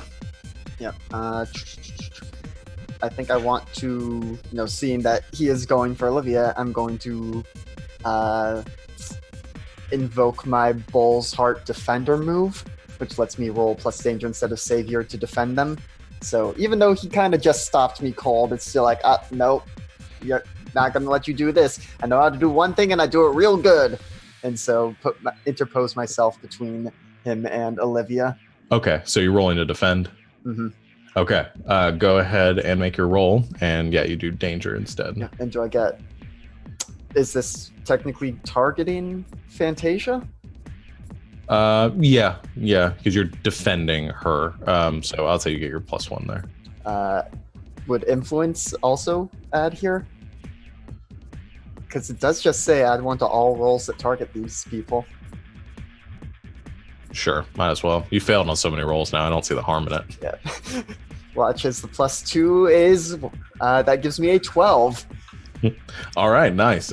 So go ahead and what do you choose on the defend list? All right. I think I'm going to clear one of my conditions. I'm going to clear my guilty condition. I'm still an angry punchy boy, though. Okay. So you clear your guilty condition, and you protect her. Yeah, you keep them safe. So, how are you defending that? Is it just matching force essentially in this situation? Yeah, I think it almost gets anime-esque, and I match his punch with one of my own, and Yeah. the not quite the too fast to see the punches, but But I think there's two consecutive as he's going to swing at you suddenly. Another a blur of motion, Olivia, as you see this enlarged fist now of Dr. Malcolm going to connect with you, and you brace yourself for the worst. There's a flash, and Ian's fist meets with equal, identical force in that moment. Frustrated, Dr. Ian goes to throw a second one, and you go counter it again, and in very quick succession there, setting off these almost like shockwaves throughout the room with such massive force. And he staggers back for a moment, having met like equal footing on that part. And I think at that point, there's like a burst in the corner of the room, and you see Rose appear as well, kind of assessing the situation and having gotten everyone to safety, and sort of stops for a second, sees what's going on, says, "What the hell is happening?" Olivia and Fantasia and Mutaboy, what do you do? Is there still, or is the doctor still on fire? Yes, he now has this sort of smoldering, dark, like purplish flame around him. Okay. Is there still a ceiling? Yeah, there's still a ceiling that hasn't been damaged yet. Okay. I think I'm going to use my alien tech to try to alter the fire, like the water things that what do they call those? The sprinkler, like the sprinkler system. And see if I can just blanket the room in something that's like for whatever this hellfire is that like retards the flames. Okay. And try to I'll jump out of the room and like go to try to like get into whatever like the sprinkler conduit is or something like that, and like start messing with it. Okay, so this is the use your alien tech roll. Yeah. Okay, so yeah, I think the mallet disappears from your hand, Olivia, and you see that sort of amorphous form of Mutaboy sort of snake across the hallway, and the janitor, and kind of under the door of this like janitor's closet on the far, like maintenance closet on the far side. And you enter the maintenance room, you see the nozzles, and you begin to, and this is sort of as Lambast is exchanging blows with Dr. Ian in the room. So go ahead and make a roll for your alien tech. Okay. It's a 9. 9. Okay. What is the effect on that? The effect is 9. It does something impossible and then fizzles. Okay. Yeah. So we're going for this like torrent of water that is sort of trying to like. But I think it's also like this. It turns, instead of water, it's more like this foam thing. This, okay, so like a fire extinguisher, almost like a. Yeah. Okay. I like basically, it. like basically using the system, but like changing the molecular properties of like the water to like do something that I think will prevent him from being able to use his fire powers. Okay, I like that. So we'll say at that moment, he's beginning to, that the fire's beginning to sort of grow around him. You see the flame is sort of accumulating on his fist as he is going to take a punch towards you, Ian. And suddenly there is a spark of green energy across the ceiling, and you watch as the sprinkler heads, the metal seems to twist and change. it almost seems to come alive for a moment, similar to the cameras in the police station. And as they pulse and sort of grow into these mushroom-like forms, suddenly they each begin to pop and explode this foam-like substance across the blanketing the interior of the room. You're all just covered in this foam, and you see as it hits the fire, it is just completely snuffed out, and you see this now enlarged form of Dr. Ian covered in this strange alien goo, and the fire itself is completely gone. First of all, phrasing. I missed it. I'm sure it was good Don't though. worry about it. All right. Olivia or Fantasia, what do you want to do? Is he pretty close to me? Yeah, he's pretty close to you. I am going to. Oh god. I don't know if this is gonna work, but I want to try to channel all of the energy I have at my disposal right now, all of kind of the psychic energy I can muster straight at him, and I want to try with every fiber of my being to use my memory manipulation to try to make him forget who I am. All right. It sounds like Unleash Your Powers, unless I can't decide. I mean, yeah, I'll go with Unleash Your Powers for this. This is less and directly engaging. Okay. Oh man. That's a 10! All right. I want to try to erase my... I don't know how deep into his memories I can get with this power, but I want to try to channel all of my just like wild, like burning energy that I have right now and try to just erase my face. Okay. I like that. So here's what happens. I think you, as they're trading, these two sort of titan forms are trading blows in the middle of this room. This epic boxing match going on here. Probably a little more complex than that. This supernatural like martial arts that you have. Again, he's matching every move that you have in this moment, almost like shadow boxing you. And this blur of pink as suddenly Fantasia appears between the two of you, and you reach up and you grip onto his forehead with a single hand and send this pulse of psychic energy through him. And you feel, I think you see the images, and it's the two of you in a single space for a moment with these just reels of footage around you, these images that are just plastered across the walls. And I think he looks up to you in the completely human form and wearing the lab coat like the first time you ever saw him. And he goes, Olivia, what are you doing here?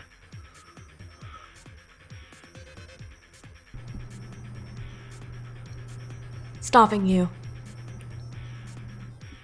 I think he looks around and he begins to see the photos of your face beginning to sort of peel away and like burn away from the film reel, as if it's sort of corrupting.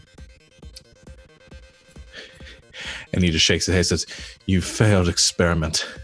You were supposed to die." Sucks for you. And as the last few images fade away, he says, "Mild inconvenience. This changes nothing." It changes everything. And at that point, you are ousted from his mind, and you stagger backwards. I think his Lambast probably pulls you away, and this hulking form slams down at the floor, and you see Dr. Ian look up at you, but there's no look of recognition on his face, and you see this look of confusion. And I'm going to say he's going to take another. I'm going to count that as a powerful blow, and I'm going to have him take another condition. We'll say insecure. And I think he looks around again to deal with this condition. He looks around. He sees you and Ian in front of him. This fire has gone out, and he's still enlarged in this form. And he kind of lets out a frustrated grunt. He says, "It's not enough. More." And he looks around, and he sees Rose in the corner of the room, and he reaches out a hand in her direction, and you watch as this that dark flame sort of. Yes. I want to try to defend her. Okay. Yeah, I'll give you the opportunity to try to defend her. I can spend a burn to defend someone else from an immediate threat. Okay. Yeah, I'll allow it. Rolling something. A freak instead of danger. Yes. That's a 13. All right. Very high. That's two flares burned. Okay. So I think what happens then is here's the choice, because he still has to clear the condition. He is going to he reaches out a hand, and you see this fire begin to whelm as he sends out this dark flame towards her, and you send up this psychic barrier in front of him. And as it meets, he turns his eyes towards you. He says, "Isn't what I wanted, but I'll take it anyway." And he, the flame actually sort of moves along this psychic construct, along this thread, and towards you as you feel it wash over your body. But you don't feel any pain as this fire engulfs you and then streaks back across the floor towards him, overwhelming his body. And you see his form shift again. He becomes slightly smaller than before, no longer the hulking figure, but a little more streamlined, still muscular, toned. And you see that flame now turns this magenta color across him. And you see he holds up a hand in that moment, and the fire seems to take the shape of a blade in front of him, sort of spinning in the air. He says, "This will do nicely then." And he sends that psychic fire blade now streaking towards, I'm going to say Lambast this time. Okay. I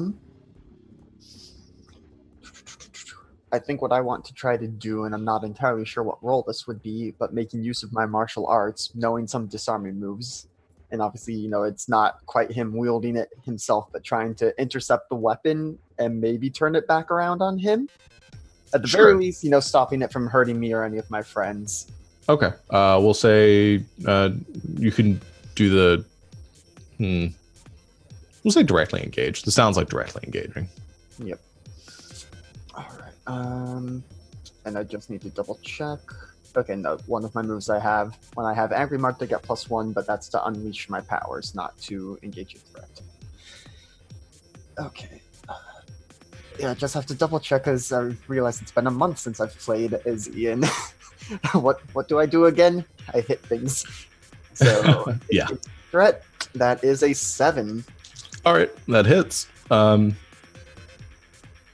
So you get to pick one from the list. Yep. I think I'm going to... Or what were you going to say? I was going to say that turning it around on them, I'd probably interpret as like taking something from them. But you can do anything on that list if you want. Yeah. Yeah, I think I'm going to choose to create an opportunity for my allies. Okay. So I think the blade comes at you with such force, you're able to catch it and control it for a moment, enough to sort of halt its progression. It does sear across you, and you feel this overwhelming power just pushing down against you, this force behind the blast that you weren't expecting. I think you mark another condition from taking that blow there.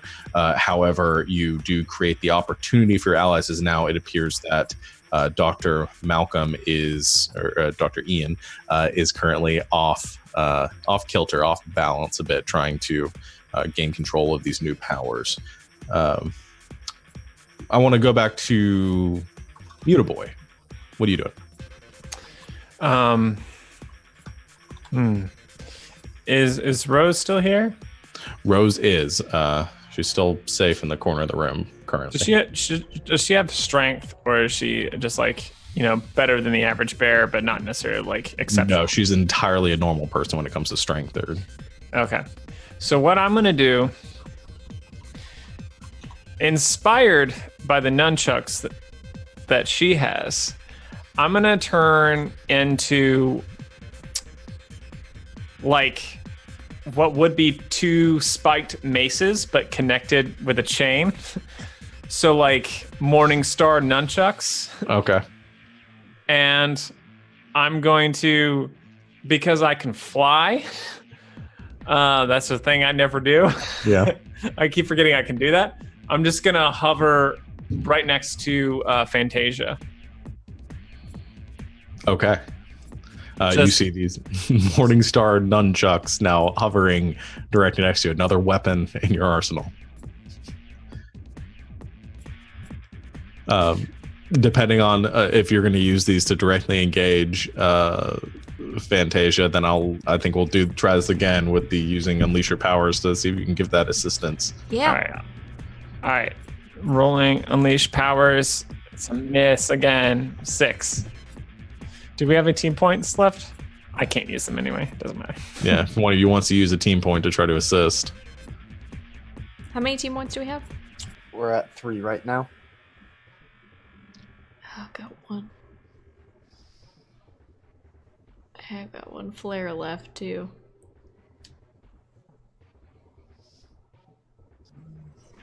You just need to get it up 1 point. Yeah. So you can do, you can do that for free. This is me trying to decide which resource to use.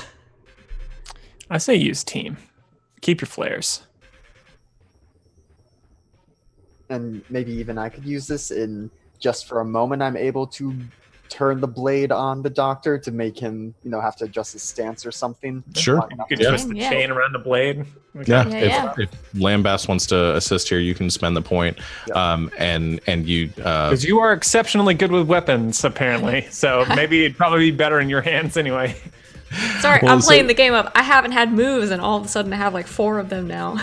So is the plan for Lambast? You're going to use the blade to create an opening, for Olivia to use the spike gauntlets, the chain gauntlets. Okay. All right. So you use the psychic blade that you are currently holding, and I think you are. I think it's just enough that you gain enough control to take a swipe at him. It misses, and he staggers backwards, kind of towards the window, enough to just knock him a bit off balance to make this work. So it's going to be again that same. So it's going to be a partial success for the Unleash Your Powers. So you get to decide either to take a condition or make it temporary or unstable. Mutaboy. I guess because I've been not so good at this, I'll take Insecure. Okay. So marks the condition, and you feel the weapon in your hand. It's solid. It's heavy. It's got some heft to it. You know that this could help you. Olivia, Fantasia, what do you do? Muted. I didn't press the button hard enough. So what are you? Are you? What are you nunchucks? Are you gauntlets? Are you? I heard a little bit of both. I'm not really sure. I got the image. Mutaboy, what are you? Mutaboy, what do you look like in my hands right now? Yeah.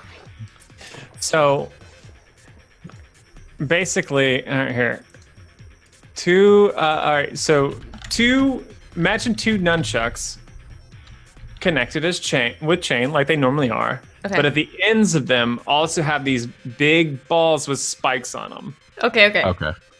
Just giving them more weight when you swing them around, and like spikes as well. Okay, Okay. I got that now. I just want to make sure I know what I'm dealing with. Yeah, I swing them at Dr. Ian's head, obviously. Okay, go and roll to directly engage. Oh, jeez. That's my bad roll. Unless you want to spend your burn to do the...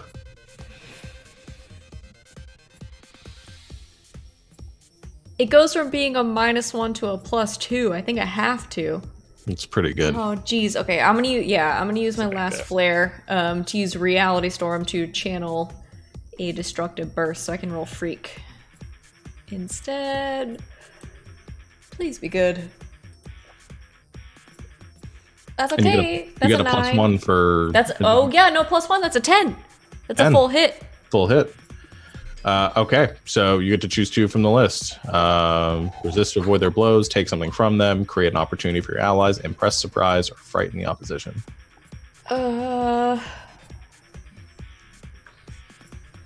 Pick two. I want to... Oh gosh. Okay, so I want to create an opportunity for my allies. Either setting him off balance or something like that to... Can you tangle up his sword and pull it away? Or at least tangle it up long enough for it to give Ian an opening? Yeah, to sort of tear down his defenses a bit so my allies can knock him on his butt. Okay, so impress, the first dismay. So you went with create opportunity. What was the other one you picked? I'm going to create an opportunity for my allies. Do it. I want to take something from him. Take his pride. Yeah, but I want that something to be not a physical object. Okay. I want to knock him on his butt. I want to set him off balance and leave an opening for mostly Lambast, I think, to sort of take him out of commission. But I also want to take from him, if I can, his feelings of superiority. And I want to... I don't know if this is how this works, but I want to take from him his thoughts that he's in charge here. I think that probably coincides with the impress, dismay, or frighten the opposition. Sure. Probably we can wrap it up with that. Okay, so that works. So I want to take that from him. I want to Okay. take it away. So she's creating this opportunity. So I think we can combo this move a bit with Lambast doing something. So you come kind of leaping forward. You swing this chain above your head, and it just smacks into the side of Dr. Ian's face, sending his glasses kind of shattering and spinning across the room. In that moment, he staggers back kind of against the window there and looks up, blood streaking down the one side of his face, and you see a look of shock and a little bit of surprise across his face as he is pinned against the proverbial wall here. What do you do, Lambast, to take advantage of this? I'm going to directly engage the threat, and I'm wondering if I should save my lines until I see if it's a hit or not. Let's save your lines until we see. Yeah. I'll give you a +1 on this too, because you got the opportunity there. Yep. I'm just again double checking my moves. I don't think I have anything that helps right now though. So yeah, let's say +1. Come on, kapow! That's a 14. Kapow! Jeez, That's amazing. it actually says kapow on the screen here. Yeah. I rolled an 11 with +4 total, or no, +3. Yeah. So So I think what Lambast says, as the doctor is staggering away, is like, "You're the one who turned this into an anime, so it's only suitable that I play along." Beacon slam, and I uppercut him straight up into the ceiling. Okay. So I think you uppercut, and then as he's knocked against the window, and there's a shattering of glass as he's actually kind of punched up breaks through the glass and then straight up into the lip of the roof, and through it, as he is punched with a 14 amount of force, straight up into the sky, and disappears for just the briefest of moments before you see his body sort of tumbling downwards, slams into the edge where the now broken window meets the rest of the room, and then tumbles off the balcony, slamming into the ground at the steps of the City Hall. I couldn't think of the name of the building for a second. Of City Hall. And you see the police and everyone out there watching in shock and amazement as a body falls from there, and they all train their weapons uselessly up in your direction. And I think he took a powerful blow there, so he's going to take another another condition, and he is going to mark Afraid. And you see him in this moment. You look down, and there's just the slightest pause, and you wonder for a second whether it's over. And then there is this explosion of fire, which seems to carry up into into the room that you're in, to the mayor's office, and you all find yourselves ducking away from the window. And as you look up and out, you can see Dr. Ian now hovering the 30 feet, 40 feet off the ground, looking down towards all of you, fire whelming around him.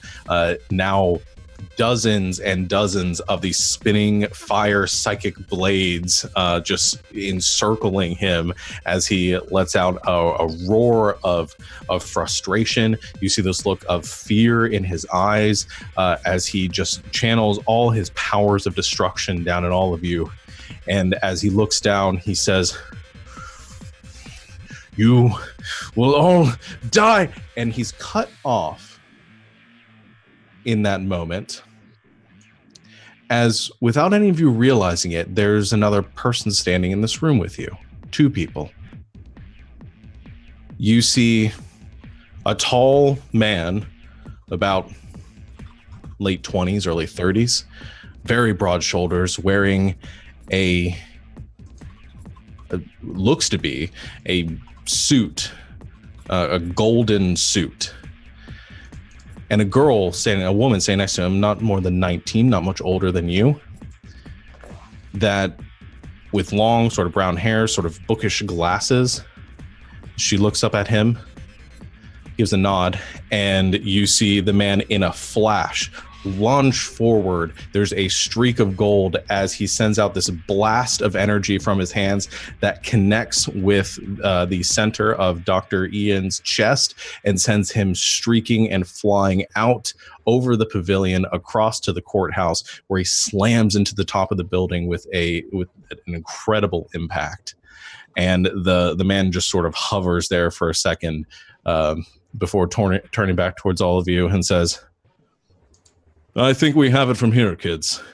And he looks back across the courtyard as you see the flames of Dr. Ian stand up and begin to sort of whelm once again, as the police all turn their attention towards this commotion, dividing their attention between these two forces. And then you watch as Dr. Ian, this ball of flame, then goes shooting off into the sky and then peeling across the horizon, getting out of dodge. And the man in front of you calls out, says, "Coward!" and uselessly shouts after Dr. Ian in that moment. And then he turns back towards all of you. He says, "Well, kids, best be getting out of here."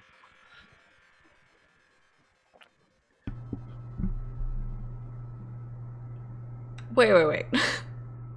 Looks over to the corner and says, "Rose, can you get us out?" And Rose sort of stops for a second and says, "What? How's he? No. Well, You punched him, just go with it. all right. Yeah, I can." "Excellent. Let's go." And he falls down into the room, landing among all of you, and the woman next to him sort of her shoulders hunch a bit. She says, I'm very sorry about all this. And Rose huddles around you, or kind of puts her hands on a couple of your shoulders as you all sort of link together. She says, where are we going?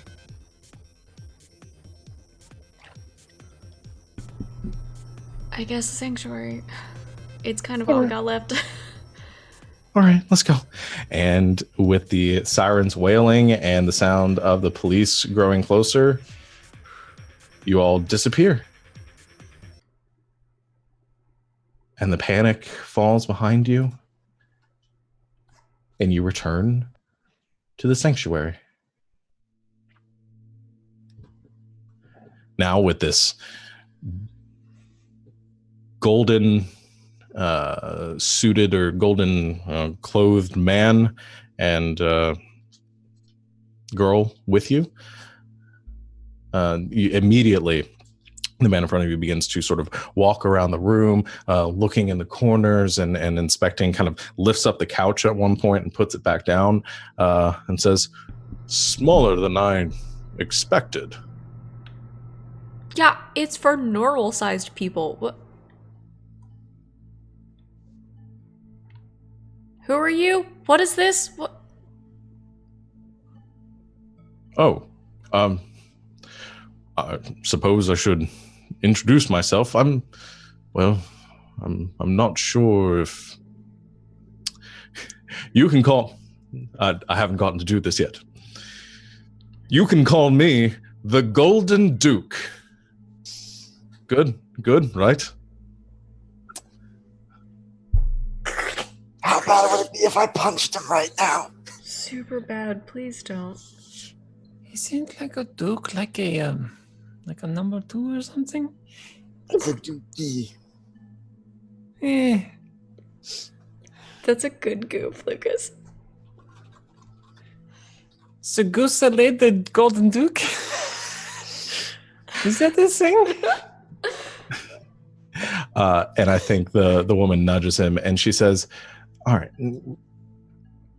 real names. His arms sort of drop and his shoulders hunch for a second. He says, fine. Hector is my real name. I prefer the Golden Duke, though. It took me a long time to come up with it. Are you okay? I'm very confused. The woman straightens her glasses and she says, my name's Irma. My handle, I guess, is Eternity. I don't like it. I really don't. Can I change it to something else? And the Golden Duke looks at it and says, no, it strikes power and fear. I'd rather enjoy it. Would we have heard of them at all in the news of no stuff going on? Not even a little. Well, Nope, no, not even like knowing who they are from. No. You have no idea who these people are at all. You've never heard of. It's really easy for me to be in character. Yes.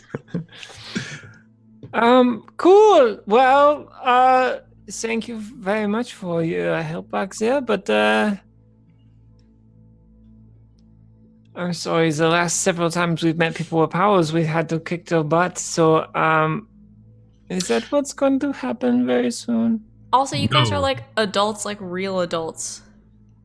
Well, mostly. And looks down at Irma, who is not too much older than you. I mean, is like, But to us, like 19. To you guys, she's like, God, woman. she's old. yeah. she's a woman. She's probably 19 years old. He's in his late 20s. And he says, but no, you won't have to fight us. We're heroes.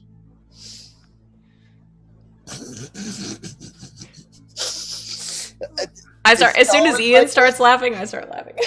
Yeah, and then asking Irma, is he always like this? For the short period of time that I have known him now, yes, he is always like this. Don't meet your heroes, right? Oh my god. Lucas is so conflicted whether he should pretend to get it or not. He's not sure. He's so confused. She looks around the room and looks at all of you and your superhero. She says, I've been told a little bit about all of you. Olivia, Ian, Lucas, right? Where are Kiki and Gentry at? So playing football. I mean, I'm Kiki's kidding. probably studying Oh. I think for something important. And Gentry's probably at the park, catching Gentry- rays. Gentry doesn't go out much. We'll have to fill She them in. doesn't go later. in much. We'll have to fill them in later. This is weird, honestly. No crap. I just figured some of this stuff out a little while ago. I haven't had these abilities very long, and this is weird, even given all of that. I don't suppose you want to share what those powers are? With a name like Eternity, is it Eternium. Eternium? Eternium. I mean, he's right on one account. That's a cool name. Thanks. I can alter time slightly, a little bit. Oh yeah, no big deal. Okay, but not enough to be time travelers from the future? No, that'd be ridiculous. No, I just have a message from the future. Oh, just a message from the future. Future from future me, actually. Like I said, it's real weird. I was listen, this is my first semester. We have a friend that's literally a tree person, so like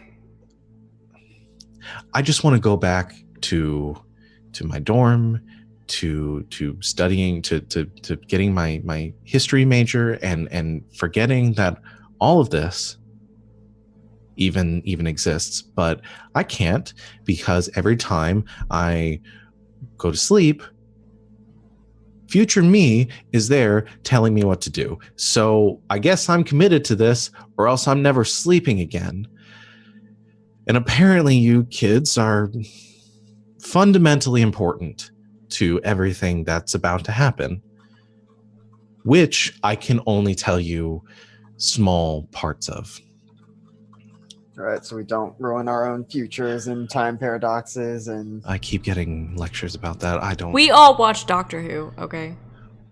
It's a classic. Yes. Mm-hmm. Wait, is New Who classic now? It is now. And I think she sort of stumbles forward as the Duke pats her on the back, and he says, "Cheer up, Eternium. This is good news. We're about to save the world." And I think Eternium, or Irma, shrugs him off and says, "And I am definitely tired of this one." Yeah, where'd you find him? I'm sorry. Save the world?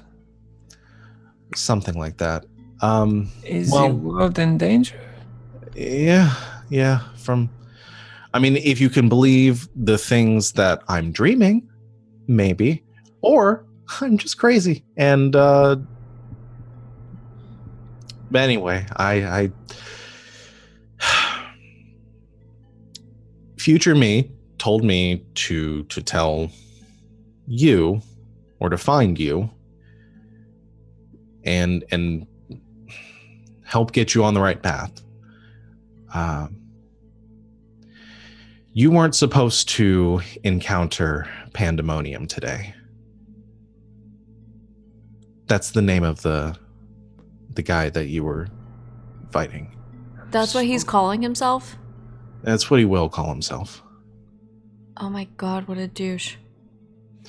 Fantasia, you were supposed to fight him 5 or 6 years from now, when you were stronger and take care of him on your own. Great, well I fought him today and we kind of like kicked him through a wall, so... It's gonna get worse than that. Yeah. I hit him as hard as I could and he seemed to just shrug it off. Well, now he has at least the 2 of your powers. and he's just going to keep evolving as this goes, but he's not even the worst of it. Apparently there's this group called Frost. They're led Sounds by cool. I hate puns. I hate them so much. Well, if you're ever gonna talk to us again, oh boy. All that I can tell you right now is they've done something that future me didn't even know was possible. Somehow this organization has sent messages backwards in time, like what future me did for me. My head hurts. And has somehow altered the timeline. And if we can't fix it, this diverged timeline is going to overwrite the real one, the one that exists, where superheroes are everywhere, and there's this group called Wonder, and they're just, well, they're it's a super organization, and they save the world, and they've done it dozens of times, and they keep doing it. But if we don't stop this, then Wonder never happened. Then you were all never around to help form it. So there's like a future of people with powers and everyone's like okay with it? You have no idea. There are so many more of us out there than you even realize. We're just the first ones out. There are millions and millions of people that will come after us, that will fight and save the world and form organizations and travel into space and do all sorts of, I hate puns, wonderful things.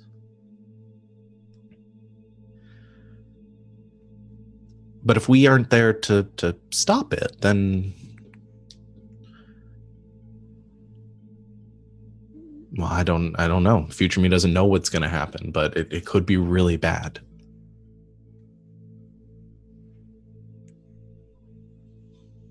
I mean, I guess I kind of knew there was a future where we weren't teenage scrubs anymore, but starting a league of superheroes? That sounds like you've got the wrong people. Hey, speak for yourself on the screw up thing, okay?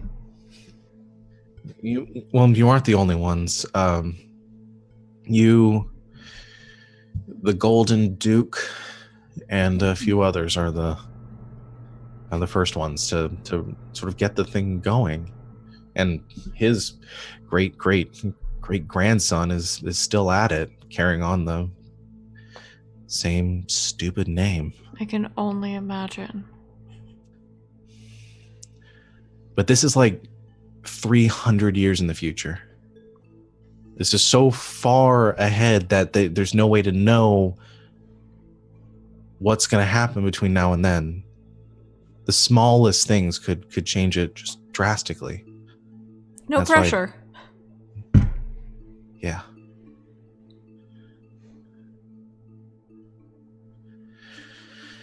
So,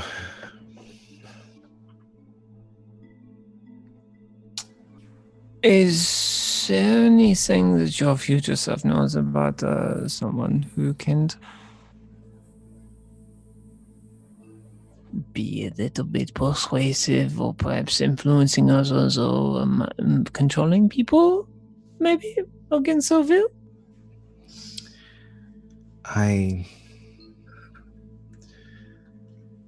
I've already said as much as I can, really, about what's going to happen next. That's a little too immediate for me to tell you anything about.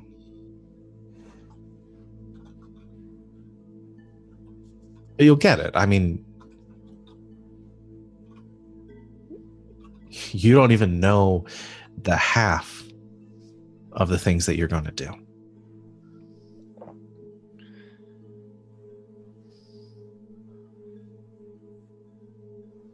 People find out who we are. Yeah. All of us.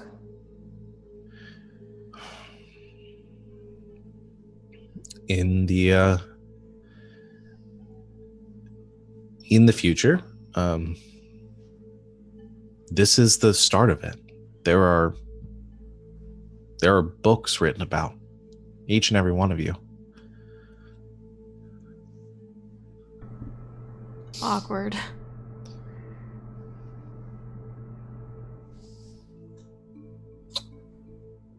Yeah, I was about to ask. I don't think I want to know what's written in mine. You don't. Let's back up. This is a lot to take in. Just accepting that you know about the future. I mean, you know our name somehow, but that could, we haven't exactly been the most careful about all this. That's just. Do you have any kind of irrefutable proof? And I think what I'm trying to do is piercing the mask here. Sure. The equivalent of an insight check. Yeah. You can roll a pierce the mask. Yep. Which I will You've had enough attempt. conversation. Oh, Yeah. I have a -4 to this roll. I wasn't even thinking about my label modifiers. I'm just angry and have a So -2. the best you can hope for is an 8. That's still a hit. That's a 9. I rolled a 12 How? on it. Oh shit. Oh wait, I think I forgot to Well, I it's forgot still to add the -2. Well, well, it's saying still. I mean, you rolled -3. 2 6s. That's still going to be a hit, regardless. Wow. Even if that's a -4, that would be a. Yeah, that'd be I an don't 8. know how the How math. do? Wow. Yeah. Okay, so where's the list? I wasn't expecting to actually. I wasn't Good game. Oh, A geez. -3? And I think it should be a -4, but as It you should just be a said, -4. the math still works. Yeah. So I get Wow. 1.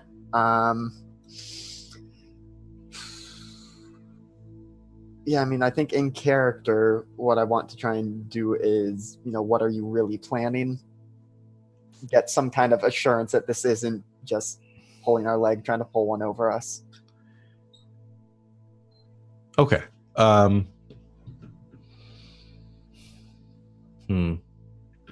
Trying to think. So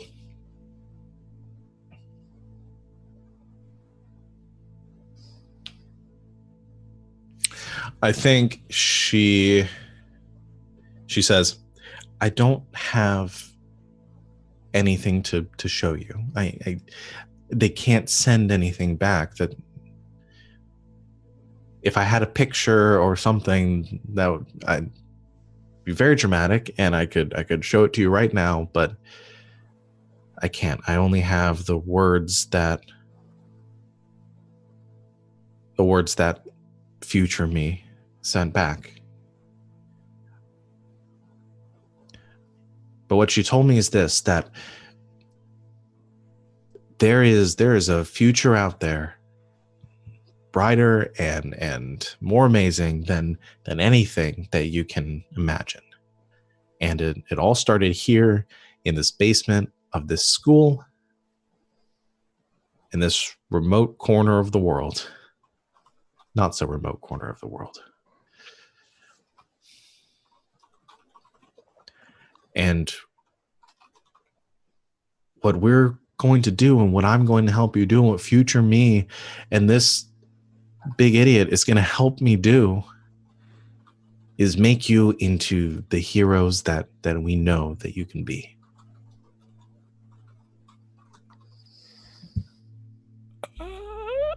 I don't know if anyone had told you, but we might need a new hideout. You're definitely going to need a new hideout. And I think I know just the place.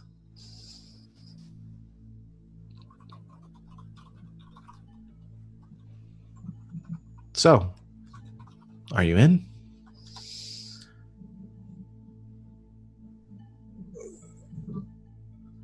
Yeah, I mean, what else are we gonna do? It seems like we're getting in over our head. We've got pandemonium out there now. We've got all the other stuff we're dealing with.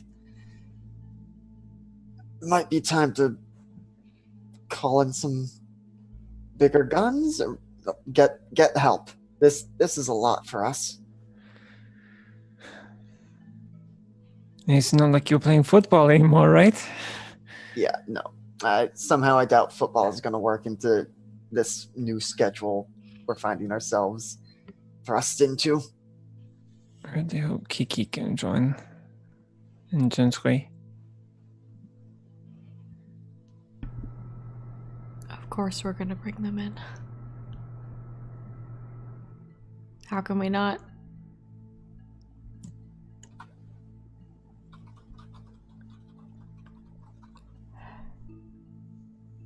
Okay. Do we still have to go to school next week? You should probably still go to school. Definitely going to help. Not going to hurt anything, right? I mean, you're.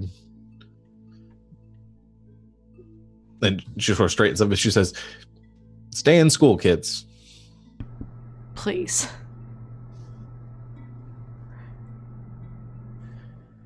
So, new hideout then. Ready to see the new place? We? Yeah. All right.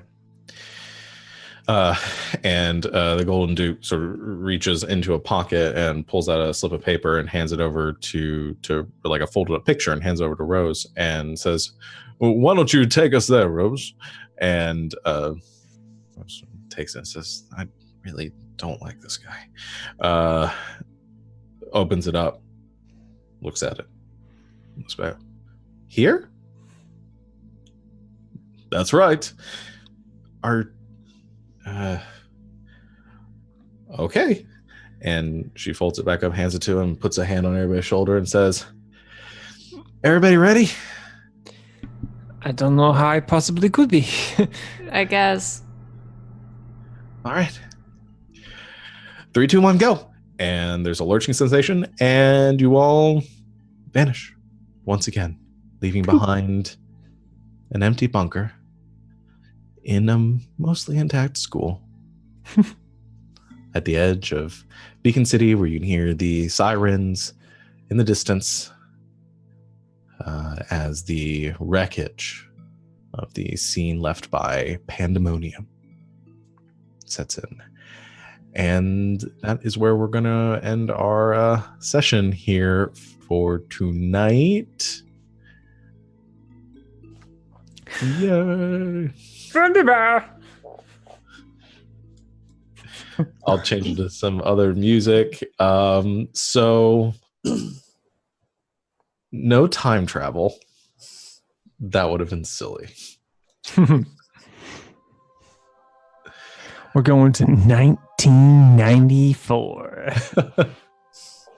All right. But we'll go ahead and do our end of session stuff real quick. Right. Not so quick. We've got plenty of time. But we'll go and do that. Of course. So, at the end of every session, let's see, choose one, grow closer to the team, grow into your own image of yourself, or grow away from the team. Grow away from the team. That's what I do. We'll go with Ian is the leftmost on my screen, so.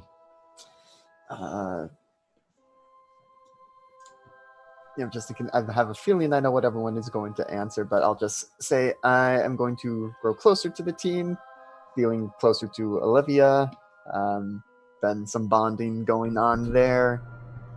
So I think she already has influence over me, so she gets to I do. my labels.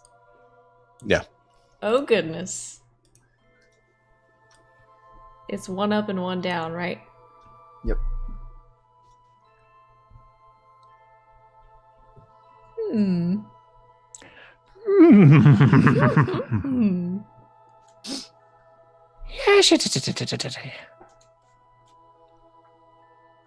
Oh gosh, the pressure is mounting. I'm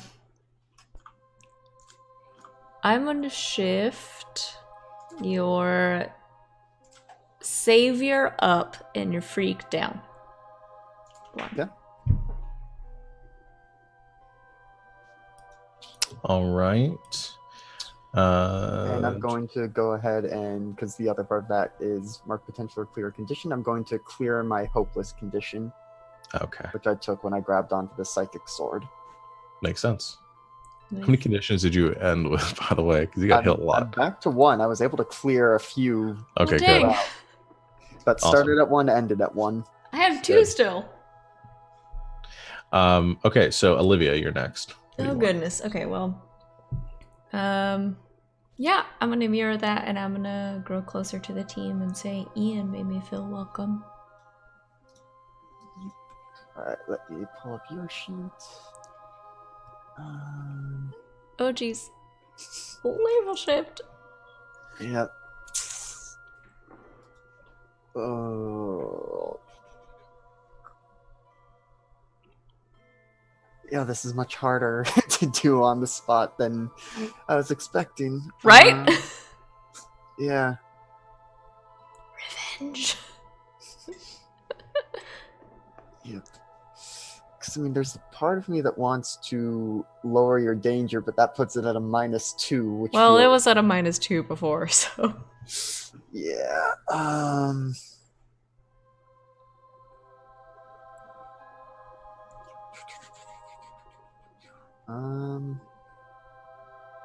Yeah, let's put danger down 1 and oh boy.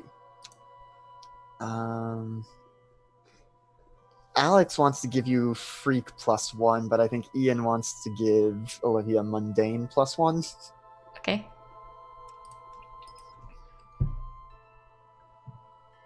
Okay. And then I'm you gonna... Oh, jeez. gain potential or clear condition. I haven't got a potential this whole session, but I got 2 conditions.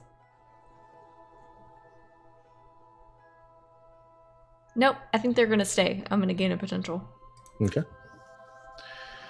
Alrighty. And then last is Lucas. Yeah, I think I grew away from the team a little bit because I don't trust myself. Okay. So you get to clear somebody's influence over you?